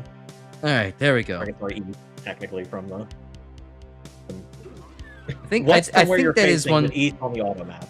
That is one thing that I really would like more for any given big map design, that you need to have accessible ways to backtrack. You cannot be just having a big ass map that you go back through linearly. Yeah, that is something for a lot of the big maps that I've designed for Doom. I try to have like at least like teleport. Man, that really seems to happen a lot where you just teleport and then just a chain gunner fucking like penetrates. Yeah. And I mean, that one's just evil. You can't really avoid that, I guess, unless you maybe jump forward and then dive headfirst into everybody else waiting for you downstairs. Maybe I'll try that instead, actually. Let's see if that's a better strategy. I doubt it, but... it's a little bit more effective. One chain gunner first, there's 2 more chain gunners down on the 2nd floor. Can't really win. Nah. Well, at least you got a soul sphere, so you can, top off the missing health. Yeah, it's a chain gunner ass life no matter which way you slice it. It's gonna be a chain gunner ass universe once you get to Plutonia. Oh, my big chain gunner ass universe.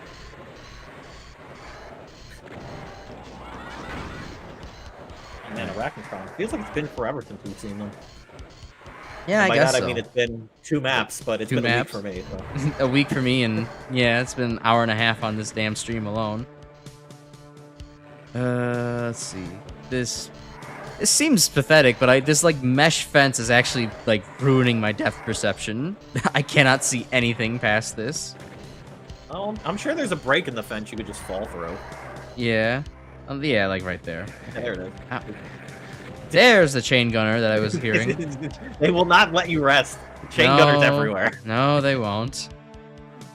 Good map design. Oh. Chain gunners everywhere. I mean, it could be worse. You could be dealing with big chain gunner.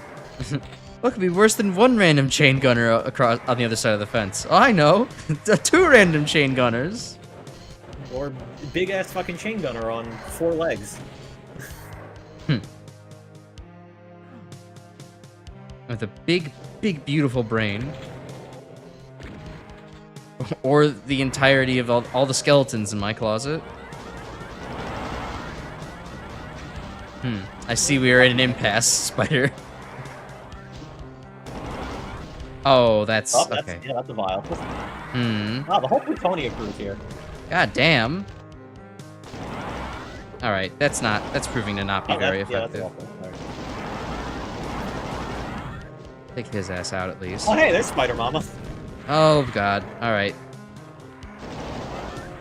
This is turning into a bit of a disastrous location. You missed the fun part, Steve? I mean, if we do technically get to try out map 21 tonight, I mean, you technically haven't missed the fun part yet.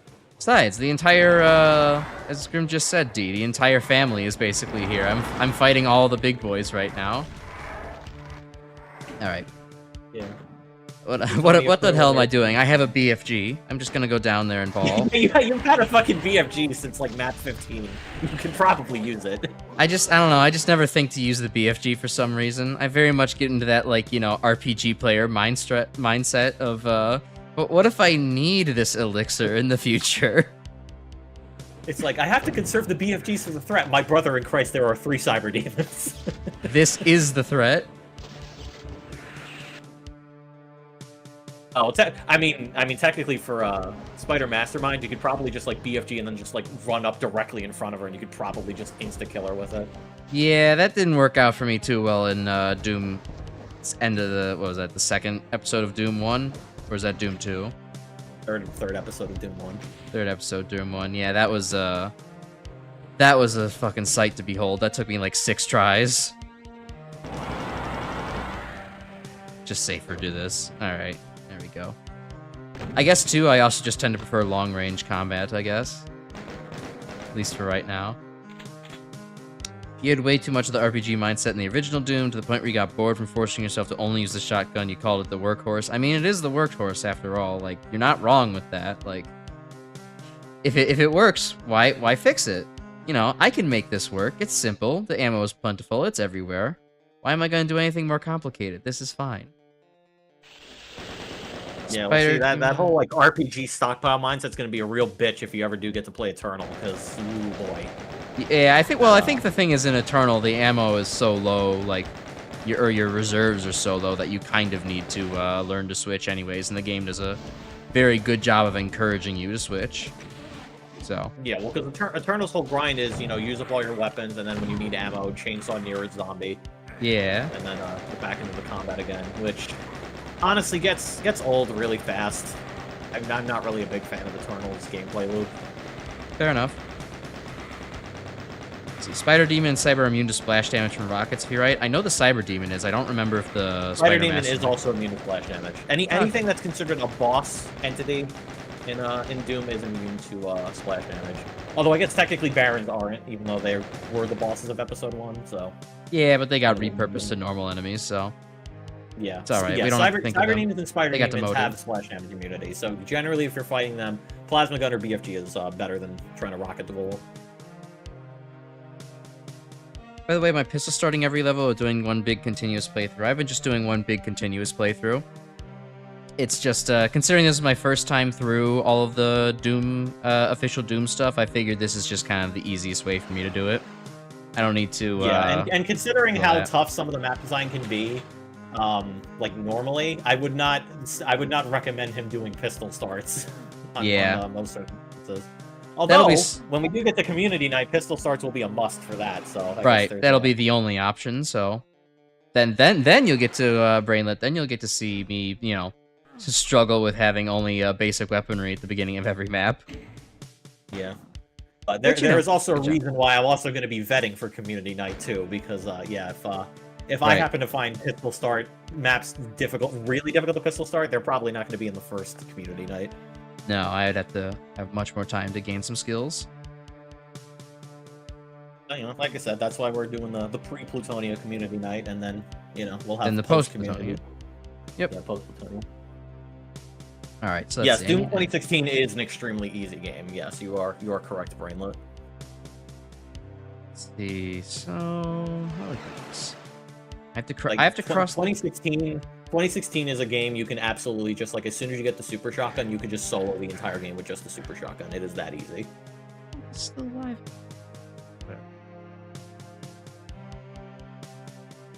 Yeah, you kind of just have to sort of hit certain teleporters to navigate around this, because it's essentially at this point you're just doing like a full like wrap around the huge ass chasm to get to where the exit is. I see. Oh, here's the teleporter I haven't seen yet. Right, I was so rudely killed with 2% health before. Yeah, this map does have a little bit of some weird navigation. Oh, it's good to hear that even if the Doom 2016 is... It teleports you further ahead. Gotcha. It's good to hear that you still like Doom 2016, even if it is pretty easy then, Brainlet, because that bodes well for me when I eventually get around to it. I do intend to play the modern stuff, but it was kind of like a matter of, well, I don't know. It seems pretty cool, but I do want to play the originals at some point. They've been on my bucket list for so long, but now it's kind of a matter of like, all right, well, this whole streaming thing has given me a good excuse to give it a shot. And I'm happy for it. I like the original Doom stuff. This is pretty cool. It's mostly me in kind of a flow state of just shooting things, not thinking too much, but definitely occasionally it's like, okay, well, now there's a couple of Revenants and Archies in front of me. It's time to actually turn my brain on. Yeah, no, 2016 is pretty easy because there's a lot of like really good tools you could use to break it. Essentially, like if you want to make 2016 a challenge, it's kind of the same way where you sort of have to like if you're playing Mega Man 2, you have to like actively force yourself not to use Metal Blade for everything. Yeah. So it's, you know, it's like that. Yeah, yeah. By the time you reach end game of 2016, you're like nigh unstoppable. You're so used to the worst is Doom 64. Really? Is that including Doom 3? Because I've heard that one is pretty miserable. I mean, well, I guess the question I have for you, Brainlet, is: do you count Final Doom as an official Doom game? Because to me, well, I guess like because if you're only counting official releases, the worst Doom game release is Master Level, fucking bar none. But 64. I don't know. 64 is another very, like, you know, cramped, like, hit scan heavy, like, type game. But, like, 64 also kind of has, like, cool atmosphere and everything. To me, 64 is, you know, what Doom 3 should have been, I think. Because Doom 3 does, to me, I wouldn't even consider it as a fucking Doom game. It's just a subpar survival horror game.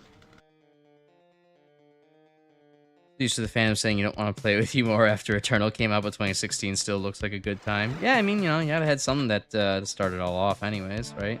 So 16, you can absolutely, like, 16 is something I could suggest for players of, like, any skill level. I think it's a very, very easy game by comparison. Eternal is like, yeah, you basically have to go full try hard if you want to enjoy that game. And that's why I am hoping that Dark Ages is leaning more towards 2016, if maybe a little bit more challenging, as opposed to Eternal's like, yeah, you got to go fucking whole hog on the entire game if you want to have fun with it, which is just like, yeah, I don't know, sometimes that philosophy can be pushed too far, but I don't know, there's sometimes I think that philosophy ends up working out, like, pretty well. Like, I think that's why, you know, I'm still a huge fan of the Mega Man Zero series. I actually really like Mega Man Zero as compared to some of the other ones. I think going full try hard in that is actually pretty rewarding and fun, all things considered. Yeah, but, you know, like I mentioned, as someone who's only, like, barely touched the Zero games overall, like, aside from just one playthrough each, is like, to me, those are games that I feel like I am not going to have fun playing them unless I actively get super good at them, and that is kind of the reason why I sort of have, like, I don't really like most of these. Like, Yeah. 0, 3, and 0, 4, I at least enjoy playing casually, but 0, 1, and 2 is, like, to me, feel like I have to fucking, like, try hard this shit, or I'm not going to be having fun otherwise. I feel like you should try And 0, 1 at least again, because I don't think it's actually all that, like, difficult to do. I've tried to go back to 0, 1 5 separate times since the last time I played it. I fucking, like, am, like, done by the time I'm getting to fucking Mahagan Sharif. I've been trying, man. Alright. I'll have to play it like, casually one night to kind of, I don't know, just show how it flows very well for me in comparison. Not as a sign of shade, but for, like, I don't know, here's why I find it fun. You wish the Zero series lets you get EX skills without having to play near perfect. Yeah, I do got to agree with you there. Yeah, I think that's like, also the other reason why. It does also kind of rub me wrong. Yeah, I think that's the other reason why I'm not a big fan of, like, the early Zero games too, is that it's like, oh, you want to get all the extra content? Be a fucking god. And it's like, Yeah. ugh, come on. I don't know. It's kind of interesting because, like, now having got, like, having more experience playing the games multiple times and, like, just kind of, like, getting used to everything, I don't feel like A rank is actually that unreasonable. If it was all S rank, yeah, S rank is pretty kind of ludicrous, but A rank is, you know, it's not unreasonable to do, but I still think it's too much of an ask to actually, you know, have fun with, like, getting all the cool Zero stuff. Like, you shouldn't have to do that in order to be, like, you know. I realize this map is dumb. You have to click the exit sign. Well, yeah, of course. Like, well, it's not exactly, like, intuitive. Yeah. Yeah, I guess you could try to start map 21. If you Do a feel little like bit. it. Why not? If anything, I'll pause in the middle. Be a little unorthodox, but you could do it. I like how 04 handled the skills better. Yeah, I do agree with that. I do like how 04 did the skills a lot more, D, than... For me, losing the combo potential, though, actually doesn't bother me very much, because I never really got into the combo game anyways of the Zero games. Like, it's fun, but to me, learning the combo game, that's like the sweaty try hard. You have to be, like, way too good at the game to actually enjoy it kind of thing. I'm not doing that. That's why I prefer doing hard mode runs of all the games, where it's like, okay, you're stripped away of everything that, like, is making you super cool. You have, like, half a Buster Shot, and you have your basic-ass Z-Saber combo. Good luck, bitch. I like that. That's fun. Yeah, like the combo system where it's like, oh, you have to know the exact, like, shot priority on everything, so that way you can make use of, like, the most amount of, like, you know, abusing the iframes type shit. It's like, I know. Yeah, and like, there's no way to train I that in the game. I understand why people can find it fun. I don't want to fucking have to learn a goddamn fighting game to play a fucking Mega Man game. Like, it's not cool either, because it's like, there's no way to even, like, process what the shot priority is in the Mega Man game, in the game. There's no, like, training room or something that displays, like, what the combo priority is. Yeah, like, a training room would help in dividends for that series.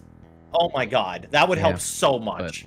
But yeah, I don't know. I think it's kind of dumb having all the combo thing anyways. It's like, yeah, it's fun. You get to play a Zero at its full potential, but it's also like, you don't have to engage with the bosses really at all anymore. You just blow them up in like 4 seconds and like they barely exist. It's like, okay, well, they might as well not even be here at this point. I guess you had to practice to get there to that point, but it's still like kind of crap, you know?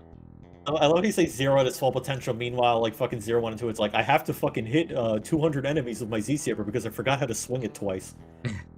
He was a sleepy for 100 years. He's got morning sleepy. It's less excusable for 0, 2. You have to fucking admit that. Like 0, 1, okay, I kind of get it. Did it have to be as long? No, but I kind of get it. Well, it didn't take him as long in 0, 2. And all he you've was been doing is fighting enemies in the desert. How did you forgore? He got really dehydrated out there.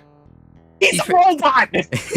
he got hit on the head with a big rock, and that's where Harpuria picked him up, and he was like, I have amnesia now.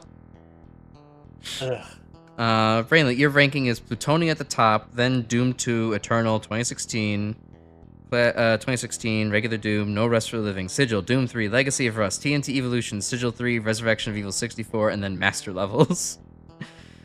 No idea what the Mega Man talk is about. Well, to be fair, if you join us for more That's Monday fair. streams, maybe you'll find out. But yeah, this is Yes, this is a very Mega Man focused channel, but you know, Mega Man Zero, good series. It requires you to be very good at melee combat and reactive decision making. Anyways, the story. The vista opening ahead looks real damn familiar. Smells familiar too. Like fried excrement. Gives me memories of the flesh room that I was just in.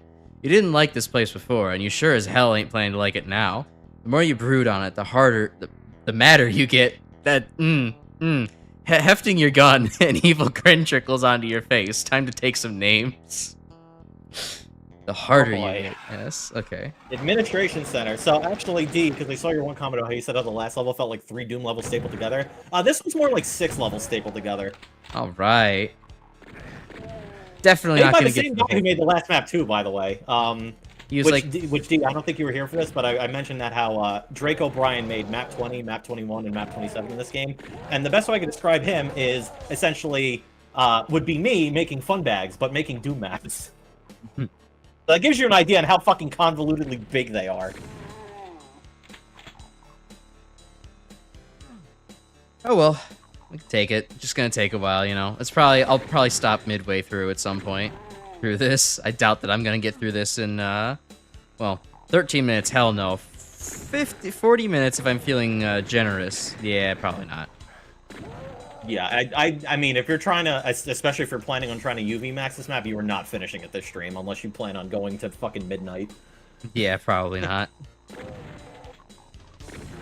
Which I wouldn't even recommend trying to UV max this, because this map is so damn big and so damn convoluted. I think you'd just be better off just trying to beat it regularly. Yeah, but like when have I ever done the thing that's like better off for me? Yeah, right. You're master of suffering. You tend to be. I do tend to be, yes. Yes, I will play X7 on the fucking American copy because I hate myself. I do. I have to get the authentic experience. I have to understand why everybody booed at the shelves and burned down a GameStop when X7 was just the worst piece of software they could conceive of. There aren't even any cool Deltarune songs or Shrimp Queen boss in this one. Yeah, that's true. Such it is when you make a map in 1996, over 20 years before Deltarune was even a thing. That was sad. Yeah, just kind of a simple administrative theme song here. With the Toontown theme, I'm thinking of, oh, this is like the Lawbot HQ, but I don't think anybody... I'm not going to go into the details of that reference. That would take too long to explain. But it is a very DA's office kind of core. Do you like 4 obnoxiously long, symmetrical hallways? Because that's how this map starts. I'm going to be honest. Like, I thought I had... Go back to the auto map. Look at the auto map. Look at how fucking big this is already. You've barely even seen a fraction of how big this map is. I'm gonna be honest, I kind of thought I had already went in a circle. I didn't think I was like maybe 3/4 of the way through the circle. I kind of already got lost. I'm just going in one direction. The actual map looks like if they stretch out a multiplayer map. It would be like if they stretched out a multiplayer map and then decided to tag on another 5 single-player maps on top of it.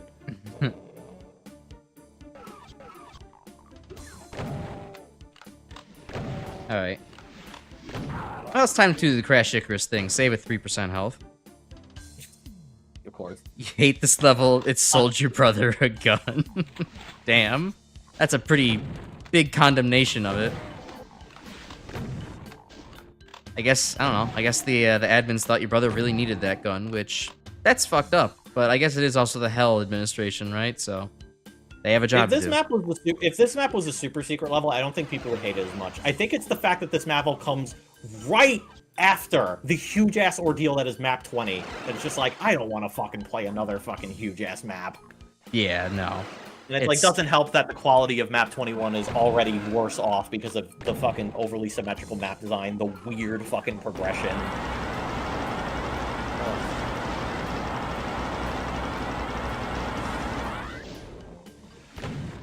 Boy, I sure hope a chain gunner closet doesn't open up behind me. Oh, don't worry, you'll get chain gunner hallways instead.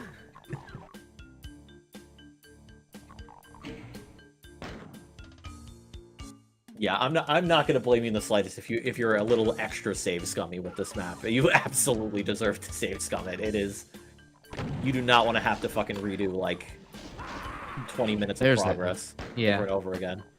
No, yeah, you don't have to tell me twice. I'm sold. I'm very happy to save scum after, you know, having played Half-Life for so many years. I'm well acquainted with the art. Doesn't help that I managed to get myself down to 3 health because I really could not avoid getting sniped by the chain gunners in the hallways back there. I know what you're doing, Brainlet. I know you're trying to convince him to use cheats. First you press I, you press D. Wow, would you look at that? God mode. That's crazy. Listen, as much as I dislike this level, I wouldn't be like, oh, you should immediately break it with cheats. Mephisto's Mausoleum, I would say you should absolutely break with cheats. But nah, I think at least Administration Center is at least worth one honest playthrough. But after that though, yeah, you probably should just fucking use like, you know, IDKFA. I mean, I don't know. So far, it's the infamy is that it is large, and that's the problem. But I can handle large. My brain might slowly start leaking out of my ears, but you know that'll fix itself. With enough time. I think like in terms of just like, you know, this is one of those like, you know, it's fucking huge. It's fucking, you know. Again, it comes into the whole like, you know, this is a very like well put together map in terms of like, you know, how much shit is in it. But it's too damn long, and it's like, it just feels like a chore to play through. So like, this ends up being like my least favorite map in the entirety of TNT. Even though technically Habitat is the worst map in the game quality-wise, but, you know, I kind of enjoy Habitat from a so bad it's good perspective. Well, you know, if you really think about it, this level is just a long-winded allegory, a representation for what it's actually like to navigate the bureaucracy. That's why it's, you know, located in hell and so large. Very confusing and turns around on itself. You have to encounter so many angry, you know, civil servants that just don't really want to be here because they could be paid at a much better career, and you know, this isn't really what they wanted to do with their life. Desk work all day in this hot, sweaty, dark environment that's underpaid and underfunded. It's really quite a remarkable modern art piece. I'm feeling like it's almost incredibly boring to like be here the entire time. Yeah, you know what? I take back what I said. This map isn't like a nice face rocket, by the way. I'm gonna take it back. This map isn't like Fun Bags because I feel like that's being disrespectful to Fun Bags. This map is fucking Hunter Tower. That's what it feels like. It's playing like. Yeah, it's yeah, like, maybe a little bit. It's huge and it feels dull as hell for like most of it. Though, honestly, though, I think this map is less offensive than Hunter Tower, because at least Hunter Tower isn't like, yeah, let me remake the entirety of Wily Tower, and then just completely remove all of your special weapons. You know what you never thought about like that there, Brainlet? Well, that's the kind of deep art insight that you'll get from the Crash Icarus channel. I just had a stroke of genius on how to completely do some bullshit spinning about how this is a modern art piece, and I had to run with it. I couldn't let the moment escape me. You know, spinning an overly difficult and tedious Doom map into a modern art piece sounds like a fucking BPRD thing to do. It's, just give me the wine glass, mod for my melee weapon, and, we'll be set, honestly. We're on some philosophical shit here. Oh, Oh, okay, not an invisible wall, fucking invisible imp downstairs. Infinitely tall imp. Great. Don't he's worry got about he's it. got hops. I didn't even try to run across that one. All right. Come on. Imp, don't block me. The imp blocked me. Imp bastard. All right, we'll go the other way. We'll go, guys. We're going around it. Yeah, just go around, kill the imps first, and then you can start, you know, platforming. Someone's Hey, targeted down Brandon, there. I'm assuming you meant to sell Office, because I'm worried you meant to sell... Oh, wait, no. Actually, wait. I think you do mean World Orifice. Right, that is a slaughter map. I just remembered.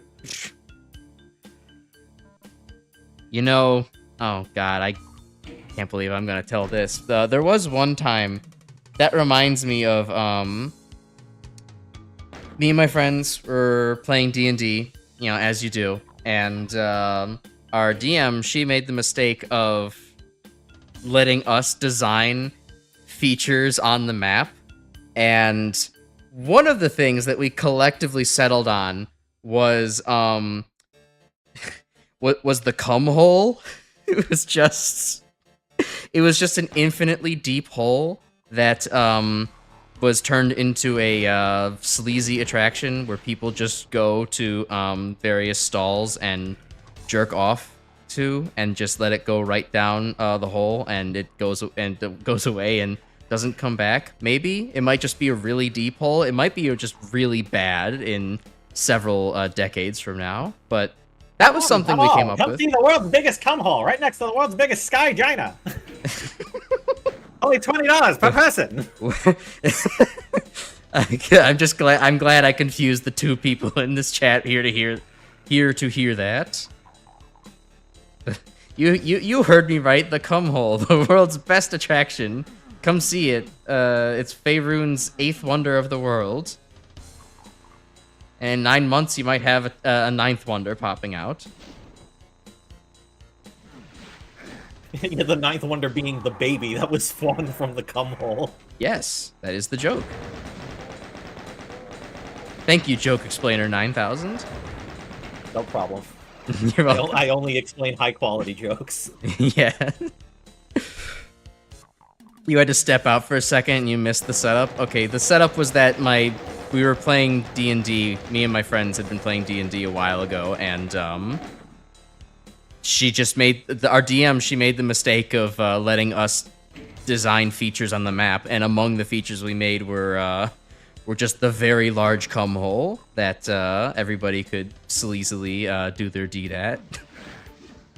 Incredible how you managed to stunlock chat with the cum hole, like how you stunlock me with fucking Womb Woman all the way back in fucking master levels. Hey, Brainlet, thanks for the sub.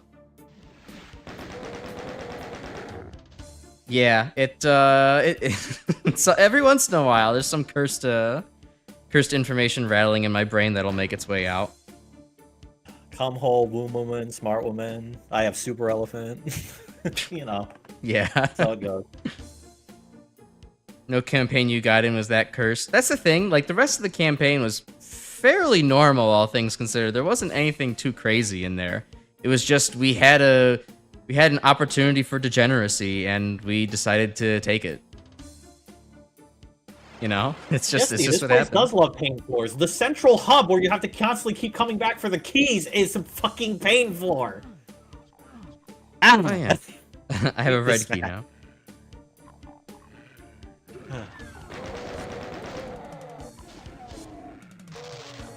All right, Yeah, get him. I'll give one positive thing about this. I like the doors. I like how they actually have like see-through doors because of sector manipulation.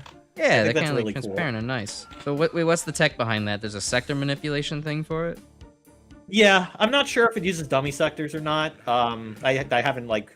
I'd probably have to crack the map open in another editor just to see how it functions. But yeah, it's essentially like there's basically another sector, sort of like serving as like a solid wall object. But there's a way to like. It's only going up so high, and it's untextured, so as a result, anything you could see, like anything that's on the opposite end of it. It's actually something I actually do a lot of similar things in some of my maps, where it's like, oh, I want to make like a prison cell with monsters in it, but I don't want them to be immediately alerted by the player. So what I do is like I'll take a very thin sector, basically put it up almost all the way to the ceiling and leave like a 1 pixel gap, and then have it be untextured. So that way it gives like a see-through effect. Okay. Actually, map 6 in TNT also actually used a similar thing for one of its for like a window, so to speak. Actually, you also saw something similar in map 9 in Stronghold with like the weird window thing where the shotgunner's kind of just looking out at you. Oh god, they're shipping Mancubi. Of course, you know, once you actually start getting into you know, once you get to Boom though, you actually have the ability to put transparency effects on textures and stuff like that, so you don't have to do tricks like that. So it does help a little bit. But you know, when what was it, technology? Yeah, you got to make do with, necessity. 1996 technology. Yeah. You know, you don't have all the cool nice modern amenities you can get. Yeah, Mr. Mank ended up in a prison cell. Yeah, they caught him for embezzlement, and he actually got sentenced by a court. Crazy. Oh, and there's a secret Mr. Mank. If we're going with the whole fact this is a fucking business administrative office, like, I don't know. I guess this is like the Amazon like super basement storage center with prison cells for the fucking bad employees. These are the wage cages.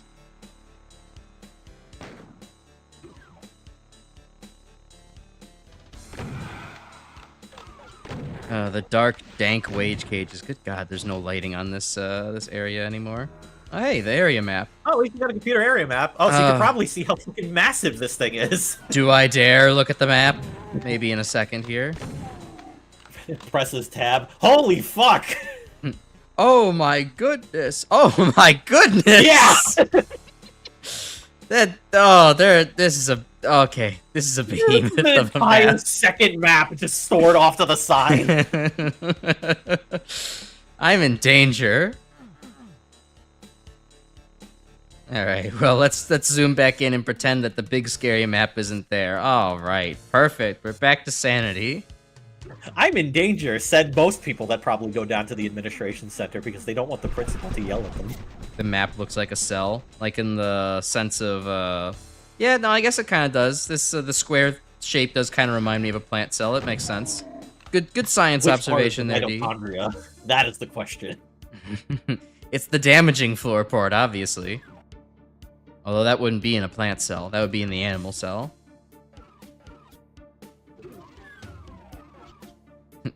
That's your nerd lesson of the day. Alright, let's go to the... Nope, that's the yellow room. Okay. Oh, no, there's something here that I haven't accessed yet. This weird slanted wall. Nothing I can do with that I yet. believe that is Probably a monster closet that opens up later. I believe. Alright. Moving on, then. Well, okay. I mean, I would probably say check to make sure nothing else is lowered in the central room, because it probably means you'll have access to more keys that way.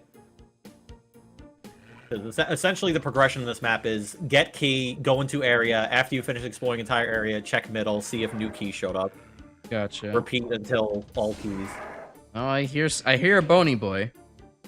I thought you were talking about Perfect Cell, then I remembered cells are an actual thing. Living up to your name there, I see. And just like studying fucking 6th grade science, like it's just like Dragon Ball Z. I feel like that's almost as bad as the fucking oh my god, it's Master Chief from Fortnite. You know, I've had stupid moments like that too. Like, okay, please let me into the pit. I just want to die. God, I've had some dumb moments like that too. Like just the imps are just like, give me a toes. God, they really are just fuck. I'm gonna go around it. I believe the first time I had ever learned the name of a couple of different cheeses, Havarti being the one that ended up happening in real life, was I was playing Dungeons of Dreadmore, which is a fun little dungeon crawler kind of procedurally generated kind of game, and they have, I mean, one of the food items, there's many different types of cheese you can get as the food items, and it's like, oh, this is like I thought you were Havarti making a joke, Greg. You were being serious in the Games with War comment. I thought you were making a joke I was gonna be like, no, Master Chief is clear from Spec Ops: The Line, obviously. Gears the Halo, my bad. Oh god. Brainlet needs to go to bed. Yeah, no, This is what sleep deprivation does to a motherfucker. Holy shit. Yeah, I found out about Havarti cheese through that game, and then there was one moment later where me and Dad were just in a store, and I was considering buying some cheese, and he was like, "What you looking at?" And I was like, "Oh, it's Havarti cheese." I saw it in a game once, and he like couldn't stop laughing for like a solid minute because it was the most nerd lame fucking response that like a teenager could possibly give. They saw cheese in the video game. I don't know, it's just how culture works sometimes. And Havarti's damn good, so I won't be ashamed. I don't think I've actually had Havarti yet. It's a nice little smooth, buttery sandwich cheese. It's very nice. It's kind of Munstery, but like, I don't know, more on the butter side and less on, and like, if Munster and Swiss had a baby, I think. Oh, that sounds kind of good. Yeah, it's nice. I'm not usually like the biggest fan of Swiss, but like I enjoy like Jarlsberg cheeses just fine enough. So I mean, hey, if it's a mix of Swiss and Munster, I'd probably enjoy it. Uh-oh. No, the floor is falling. Uh-oh, I'm getting sent into the death pit. You're getting sent to Detroit. I thought we were already in hell. Now we're in super hell. This is where people. This is how. Yeah, I'm gonna be honest with you. I think you might need to reload to a previous save because I think you have to wade through damaging floor in this part. Got it. Oh well, hold on. I know that this. Okay, well, yeah, just be quick about it because yeah. This is gonna be some 20% damaging floor too. Just watch. It's gonna. Yeah, so you might also have to deal with leaky radiation suits. Oh, that was the wrong direction. Did I mention this map sucks? a little bit. Part of it's my own fault, though, for saying, you know what, 3% health on that first save? Yeah, that's good enough. I'll figure it out. Okay, where was it? This direction, this direction, this direction. Ah, the Spectres are gonna keep getting me. Crash is like the epitome of the fucking Gojo meme, except instead of nah, I'd win, it's nah, I'd live. Yeah, exactly. Have you not seen the Icarus as my last name? I know, it's just every time. It's still just kind of like, holy shit. At least I'm consistent. Yeah, I feel like Icarus didn't have fucking like 20 or so fucking respawns to do it another fucking 50 times. But if he did, you know he would do it again. Father, I must fly closer to the sun another 100 times. I need to keep dying. It's funny. It's called science. You have to make sure if it's reproducible. What the fuck do you mean you're doing it for the content? I don't understand. Everybody on Olympus.tv is gonna think this is so fucking funny, dude. Or it could be like the actual official fucking Dragon Ball God social media GodTube. Oh god. Not fucking kidding. That is actually something they introduced as a fucking thing in Dragon Ball Super. It's kind of hilarious. Dreadful. And actually, GodTube existing is also the entire reason why one of the arcs happens. No radiation leak. Yeah, unfortunately, you did get scammed. Oh well. Thankfully, you don't have any bets to make on this. Oh, uh-oh. Uh-oh. Oh yeah, that only goes up. That only goes up once. Yeah, too bad for you. Oh well. I guess we die here in the pit now. Yeah, oh, okay, great map. Great map. It's only a 5% health drain. There would have been no chance for a radiation leak. So you got the game was rigged from the start, dude. Oh, that doesn't sound good. Oh yeah, well, that's a comforting noise. I gotta make sure I get the fucking chain gunner on my first shot. Yeah, my long lost brother, Kid. Yeah, Kid Icarus. There we go. That guy. He's gonna burn, but that's probably due to Meta Knight shoving him down into the fires of hell. Yeah, where's your dark doppelganger, Crash? In development. I'll be back one day. Hey, Retro. Hey, there he is. He's back. What would a dark doppelganger with Crash Icarus be? We already made some joke about something Daedalus. Yeah, Repairman Daedalus. Shit. I would say Crash Sisyphus, but I feel like you constantly fucking throwing your head against the wall is also kind of in line, so that wouldn't be like the evil doppelganger trope. Yeah, that's just me. No chain gun stun lock. Yeah, you could have easily called this channel Crash Sisyphus, and I think it would have absolutely fucking worked just as well. Yeah, but then the lewd channel name would be Crash Syphilis, and I don't think that's gonna sell very well. Oh, what, as opposed to the lewd channel Crash Incubus? Yeah, that's better. Yeah, it's probably better to name yourself after a fucking mythical creature as opposed to an STD, so yeah, you know what, fair enough. Yeah, exactly. See? The branding was all inspired from... I know what I'm doing. Right from the get-go. I mean, I guess you could have always called Crash Sisyphus Crash Succubus, but I guess you'd also have to have, like, an HRT thing for that to work out. Yeah, it's, you know, not... the stars didn't align on that one. So, Administration Center, huh? Yup! Yup, it sure is A-level. The Crash Cubus does exist, yes. That's that's sort of the Crash Incubus, but not the one that I want to present to the world. I mean, I'm pretty sure an NSFW Mancubus would just be called the Crankubus. Crankubus. Fuck off. That's I mean, so he's already the size of a hog. It's damn. That's just, you're too clever for this channel. You sure you want to stick around here? You could probably spread your wings out better elsewhere. Honestly, I enjoy being here. Nah, it's... just got so much potential. Oh, you know what? That's also a good one. That's also really good. The Manky Alright. We really got into that time of the... Got into that time of night, huh? Oh, Retro, you missed it. I talked about my D&D friend's idea to make the cum hole an attraction once. You have to backtrack for that if you want to hear something fairly cursed. Okay, 100%, you need to actually fucking Google Crank the Hog Sonic OC. That 100% has to fucking exist. Oh no! I'm going to search that up after this is over now. There 100% has to be a fucking Sonic OC called Crank the Hog. There's no fucking way in hell that doesn't already exist. If it hasn't already happened as a bit on Vinny's channel when he was playing Sonic 3, it's definitely existent from some other DeviantArt sketch that someone made. Actually, you know what the worst fucking thing is? I actually already have an OC whose name is Hog. But his name isn't I just Crank. need to find a way to implement a crank somewhere in his fucking design. Oh, ew. Yeah, you did miss out a little bit. That bad. The fucking character itself looks like if you took Crash Bandicoot, fucking gave him Goku hair that had fucking Shadow the Hedgehog highlights in it, gave him like metal hands, and then you replace the entire bottom half with fucking Iggy's the Fool stand, like the wheel thing.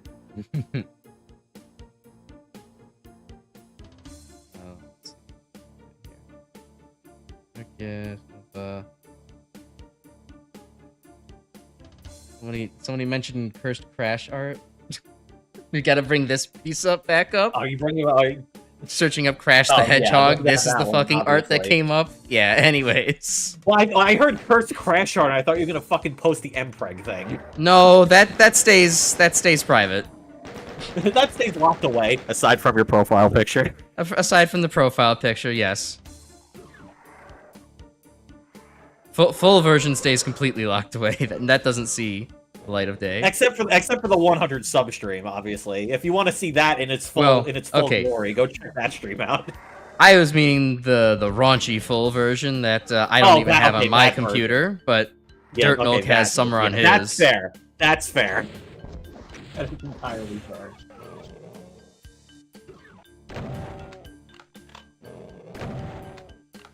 Energy someone beat to it, but well, hey Icarus, if Baron of Hell stuffed cream between his cheeks, would you call it a okay, I get what you're trying to portmanteau. That is possibly the worst set of syllables to ever try to roll off of the back of my tongue. It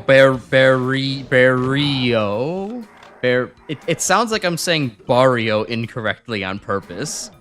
As if I'm like some like Midwestern dad who's never like been to a Mexican restaurant before. I mean, I hear barrio, and the first thought that comes into my head is Barra Wario, which probably is a real thing. Hello, honestly, sir. I'd like to borrow your finest Wario. I feel like if a Baron of Hell was gonna have any kind of cookie between his cheeks, it'd be a fucking Keebler cookie, so you could call it a Baroni Keebler.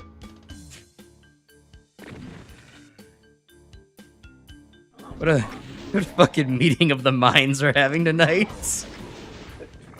This is the brain trust.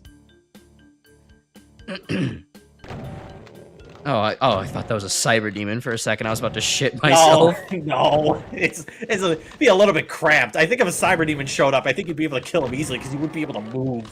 Well, then the funny irony of it would be the cyber demon appearing in the one spot in this map that's cramped to hell and not the one open area that exists. You could probably if you could find a cyber demon that was that like stuck and unable to move, you could probably just kill him by smacking his ass the entire time.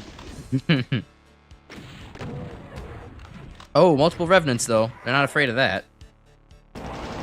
Here, we'll keep them in the no firing rocket range. There we go.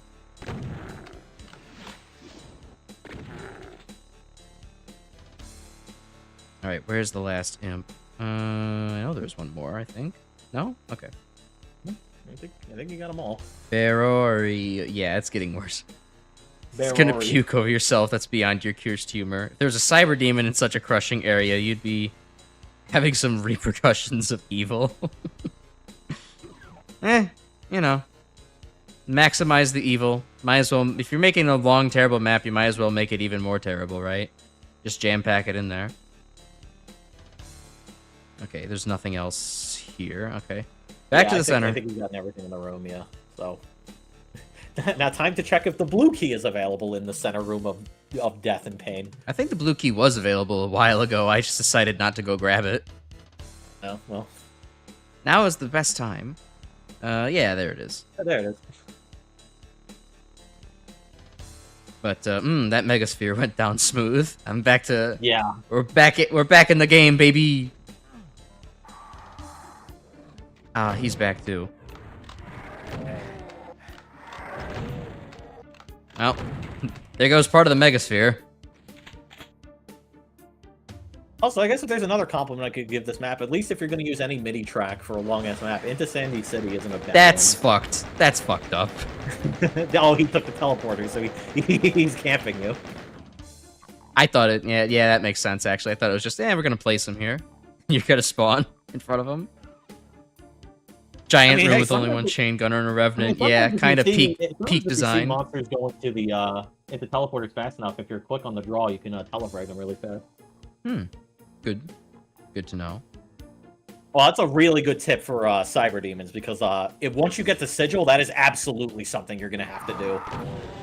Yeah, there's no way. They probably are messing with you too much at that point. It's like, yeah. No, like that's part of the map design is essentially the expectation that you have to time cyber demon telefrags. Because you know, John Romero likes to become more and more of a dick with every new WOD he releases. It's called TNT because it makes me want to blow myself up with the crate of the stuff. Okay, that's funny, D. I don't know. I mean, this is long. It's not making me want to fucking krill myself. I'd imagine a Rodney Dangerfield impression fucking reading that.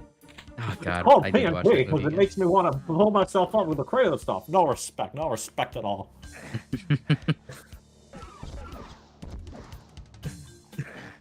Become AVGN? No, you have to say what a shitload of fuck. What were they thinking? That's how you know you become AVGN. What were they thinking? I'd rather have impreg art drawn of my character than have to play this shitty level again. Unfortunately for me, both has happened. 6 pain elementals? Why not 5? Jeez, what were they thinking?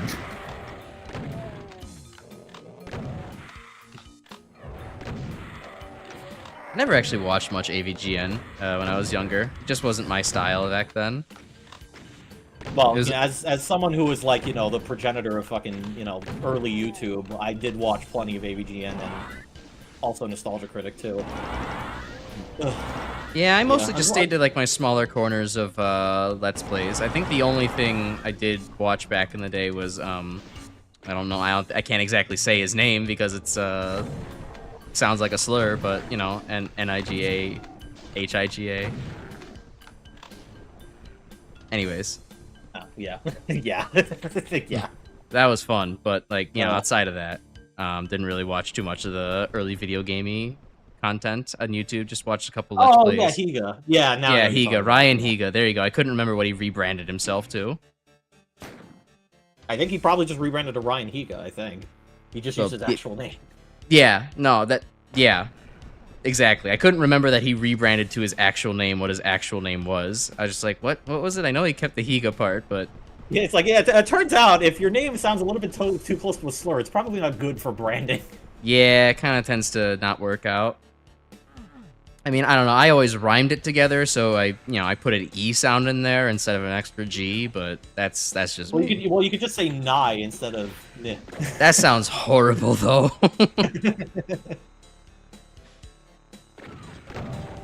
Random Cacodemon floating around the area now. Okay. Sonic fanfiction dubs on YouTube. Oh yeah, I do recall very old Sonichu dubs way back when. Oh, I don't God. remember who did them. But yeah, I do recall that being a thing. Because yeah, again, as a progenitor of the early that early, you know, internet type thing, I was no stranger to fucking Christian. That was very much a fucking big thing back then. I thankfully let all that pass by me. I didn't get that deep into the internet paint until high school, and by that point, Chris Chan was kind of just, you know, a dying memory. Yeah, He was compared to you, Crash, I'm basically like the fucking early internet Vietnam vet. Yeah. I remember all the evil shit that existed back then. I will never forget it. I didn't do it. D, you better watch what you say. I don't want you to insinuate nothing. If only I'd listened to your exact wording a little bit more closely, I could get in on the dog pile. Oh well.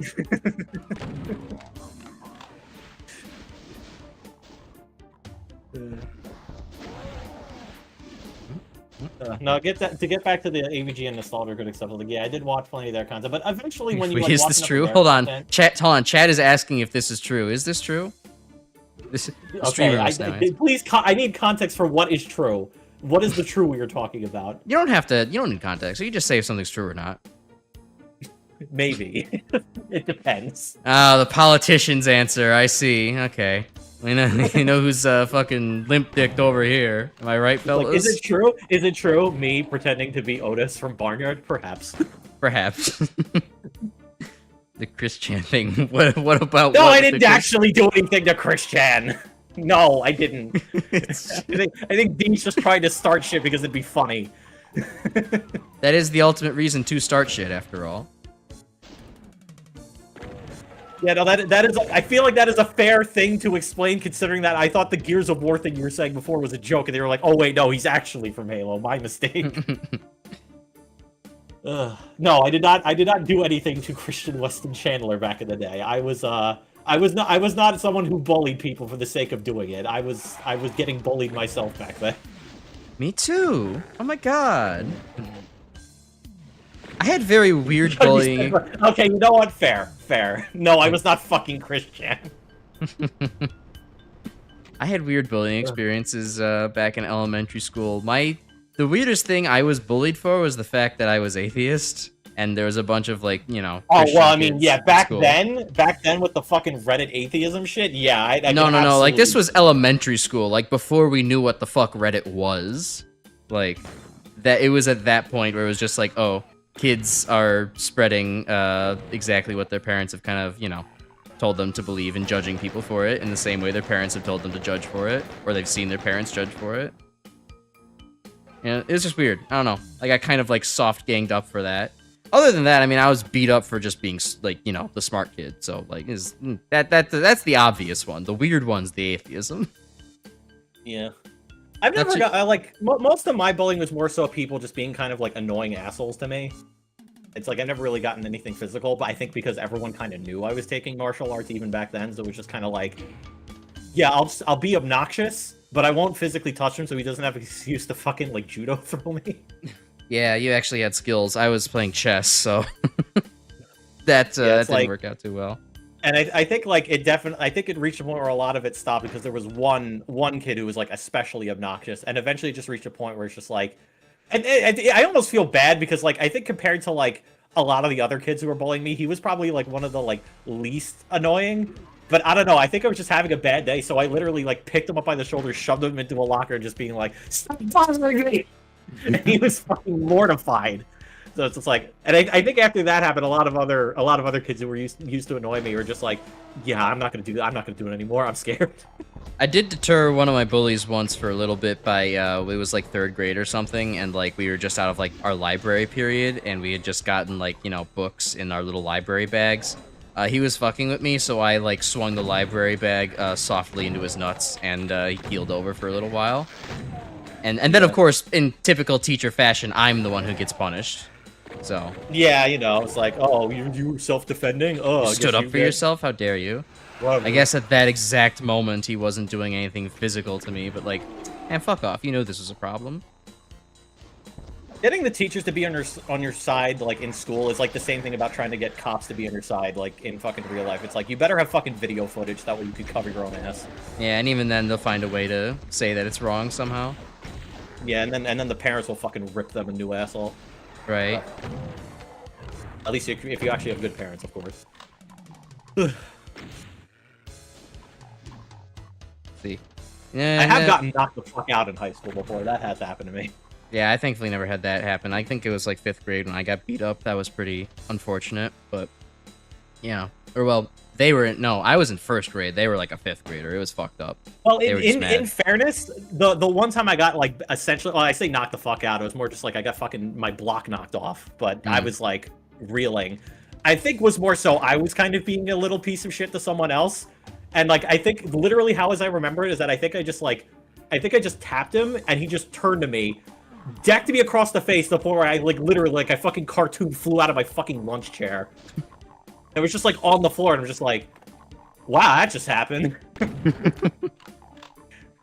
And I think we both ended up in the principal's office, but I was like, and I think they were gonna like expel him for it, but I was like, nah, I was being kind of a piece of shit to him. So like, you know, just let him have it. It's fine.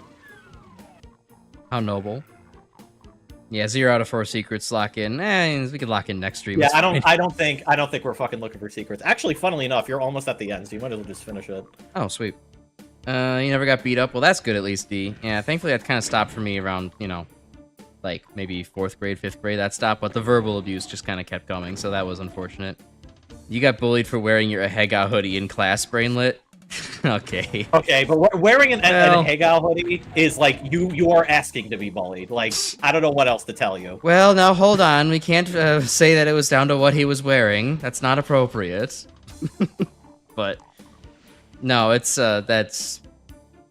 I mean, it's not worth bullying somebody over wearing a cringe hoodie, but it is kind of like, I don't know, shit is fitting. I mean, if you're wearing it a lot, you're absolutely deserving to get bullied for that. If you wear it one time and everyone's kind of like, bro, that's kind of why the fuck are you wearing that? And you're just like, oh shit, I better not wear it again. If you are going multiple times to the same spot wearing that same hoodie, you are absolutely asking to be bullied. I don't know what else to tell you, man. It's like, I feel fucking awful going to like Yu-Gi-Oh! Locals and seeing people with fucking Ahega hoodies. Like, ugh. Yeah. Yeah, no, I mean, there is a certain point where it's kind of like, that's kind of why it's like I also don't have like a lot of the typical like fucking VTuber anime merch like that I've purchased. Like, one, I'm not really into buying much merch. 2 is kind of like, I don't really want a Booba mouse pad because like, I don't know, that's just like, it's cringe even having it in my own home. Like, it's the mentality of like, you know, it's like, hey, listen, if you've got like, you know, like NSFW stuff or like fetish shit, it's like, that's fine. Not everyone needs to fucking know that. Like, right. Even if no one's around and it's like, you know, say I like put that away before somebody else comes by. Oh, those are more rockets. That's not mine. Even if it's like I put it away before somebody else comes around, right, and no one else sees it, it's still just kind of like, do I really want this to like be my aesthetic, my decorations at home? Like, it feels very much like I'm plastering my heterosexuality as like my personality in my house. It's like, that's I don't have reason to do this. This feels a little cringe. Yeah, I don't have a Booba mouse pad. I have a Speedwagon mouse pad with a comedically shrunken face.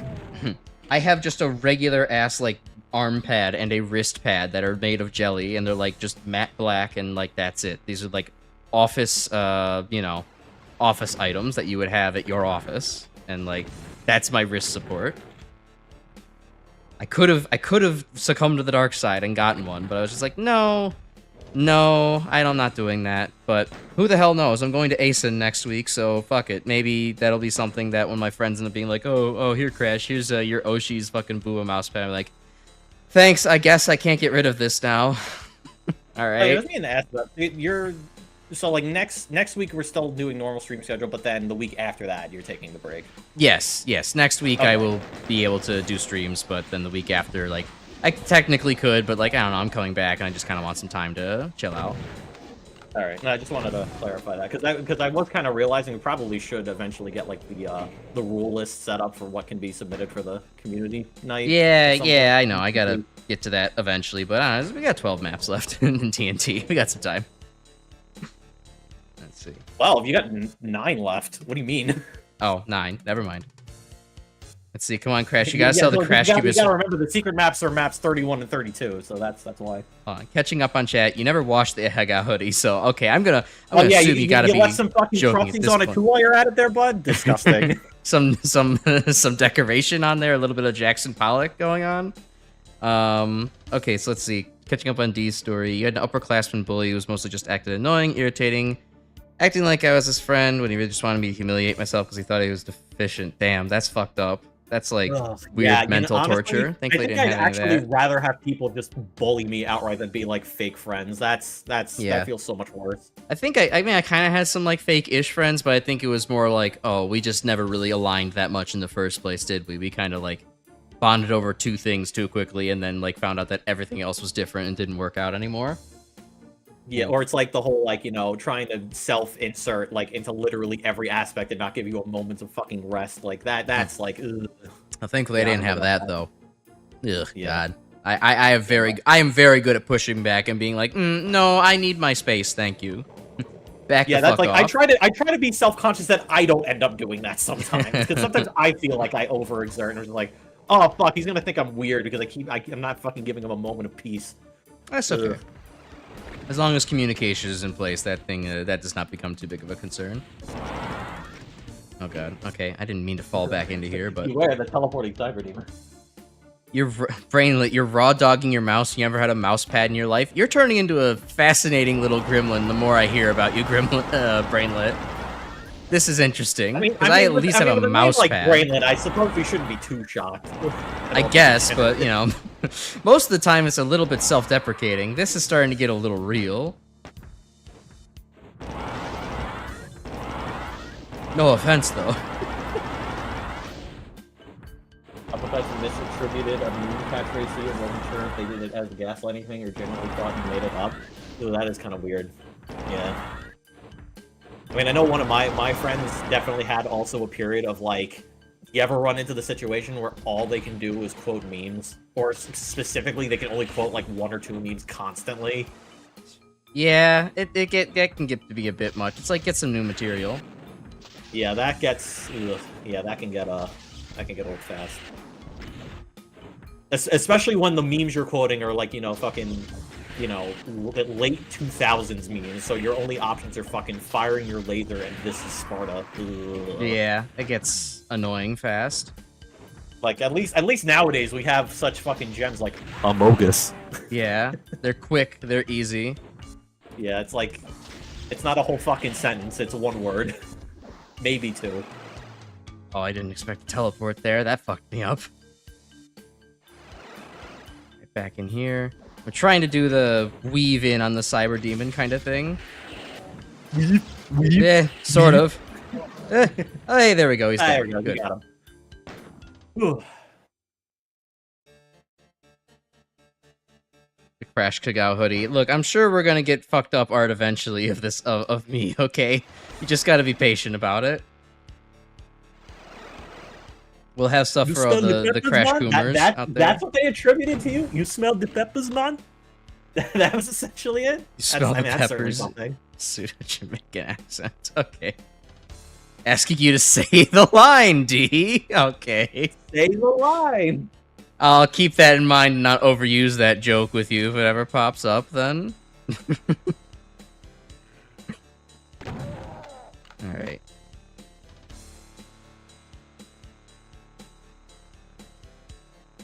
Okay, God, what the hell else is there to do out in this fucking courtyard? This map is so fucking huge.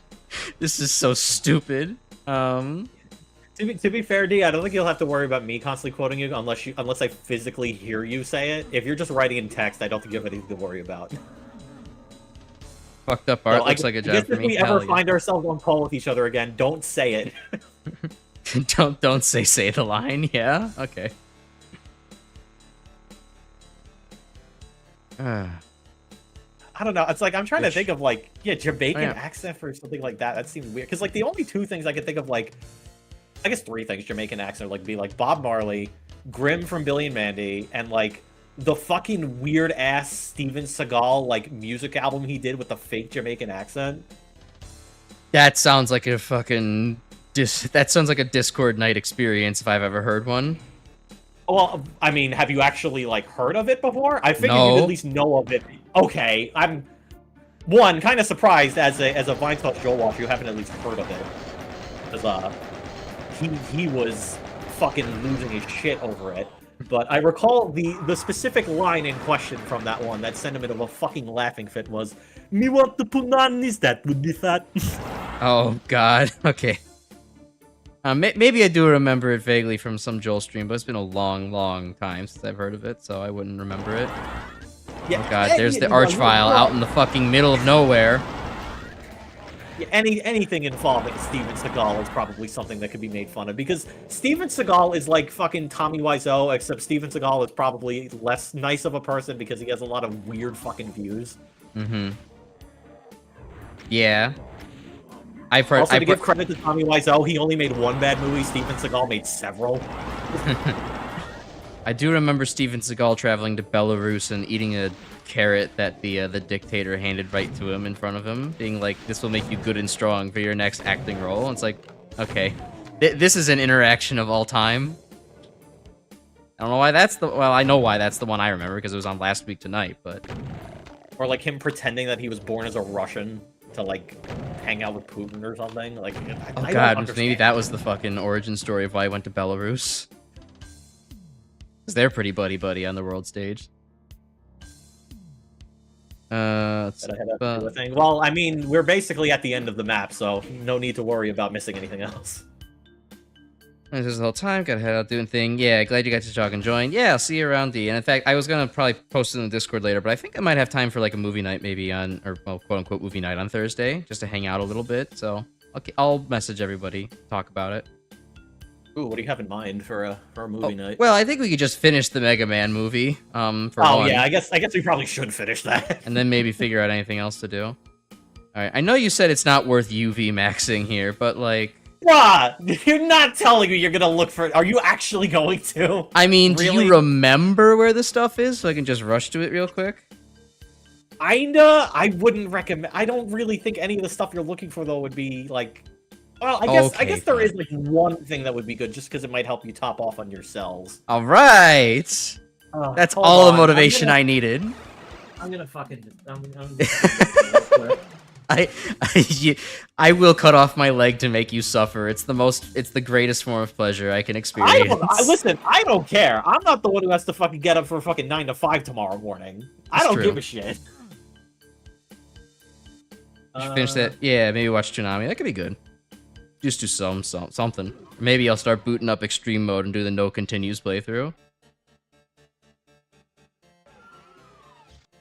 Okay, well, let's see if there's something over in the northern lower corner snipe pad, a new room becomes accessible in the western corridor.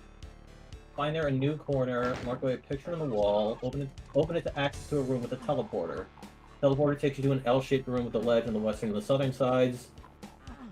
Oh, okay. So you know the room that had like all like the big like gray cement block? Yeah, the thing in like the bottom left corner over there. Oh yeah.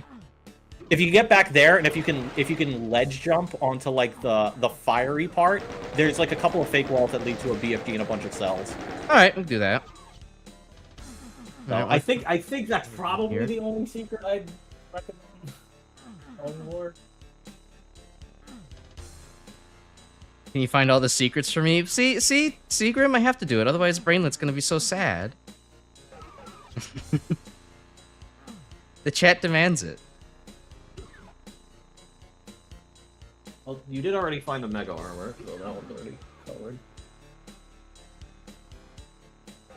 I don't think, or actually, wait, this is the teleport into that area, right? Yes, it is. Okay.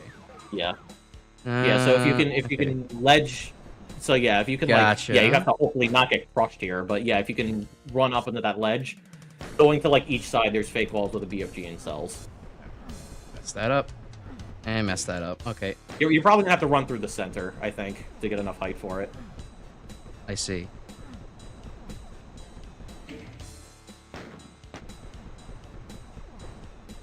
Yeah. That is a tight space to get through. Okay. Oh, well, you gotta wait for everything else to raise first. Yeah, it's a little awkward. There we go. There you go. All right, yeah. So now if you just go all the way down to the corner, just like you could just walk through the wall. Sweet. Yeah. So there's a BFG there, and then the opposite end should have a bunch of cells.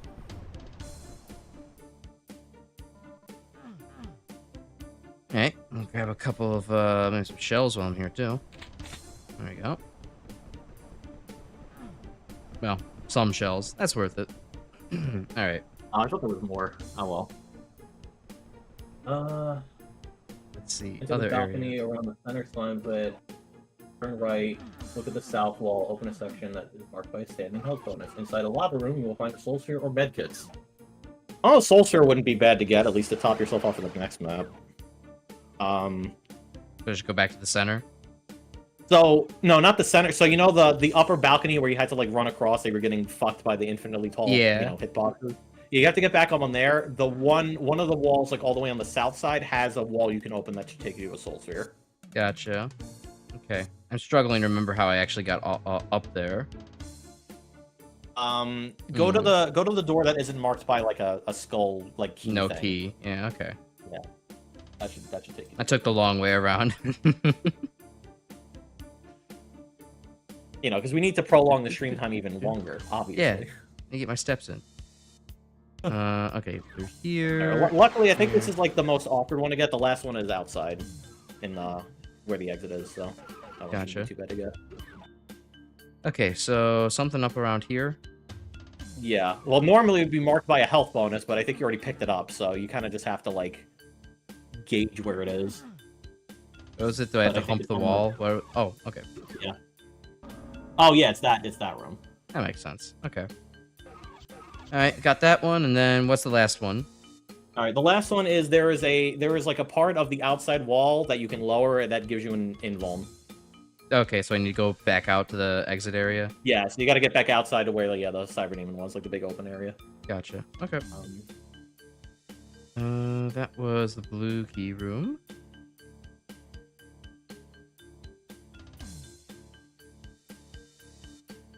It's kind of amazing how big this map actually manages to be when it's really just like, you could concretely divide this into 2 areas, and it's just this massive as a result.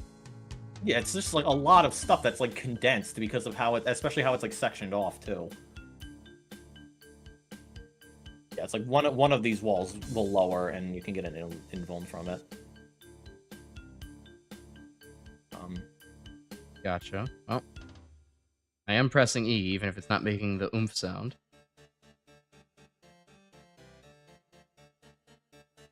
It might be southeast side. Okay. Oh yeah, it's literally right. Yeah, you can literally see it on the map. It's yeah, kind of the one that's a little bit blocked off. Yeah, the one that has the fucking shells on top of it. All right. Okay. Oh, there's a reason for the invuln. Oh, right, yeah, that's how you get to this area, of course. Oh, there's some more cells.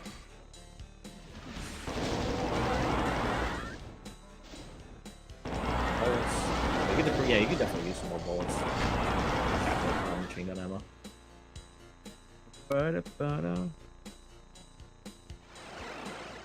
Alright, sweet. Yeah, that should be everything. Yep, UV Max Administration Center. How about that? It only took me about an hour, too. Yeah, I guess roughly. It's, obviously, 45 minutes in-game time, but with all the saves, yeah, it's kind of difficult to get it, but yeah. Nice. Anyway, next stream we'll be getting to technically the worst map of the fucking game. Hold on, let's just Let's just make the start a little less hot for the next stream. Yeah, fair. Oh boy, habitat. There we go. I said there we go. Alright.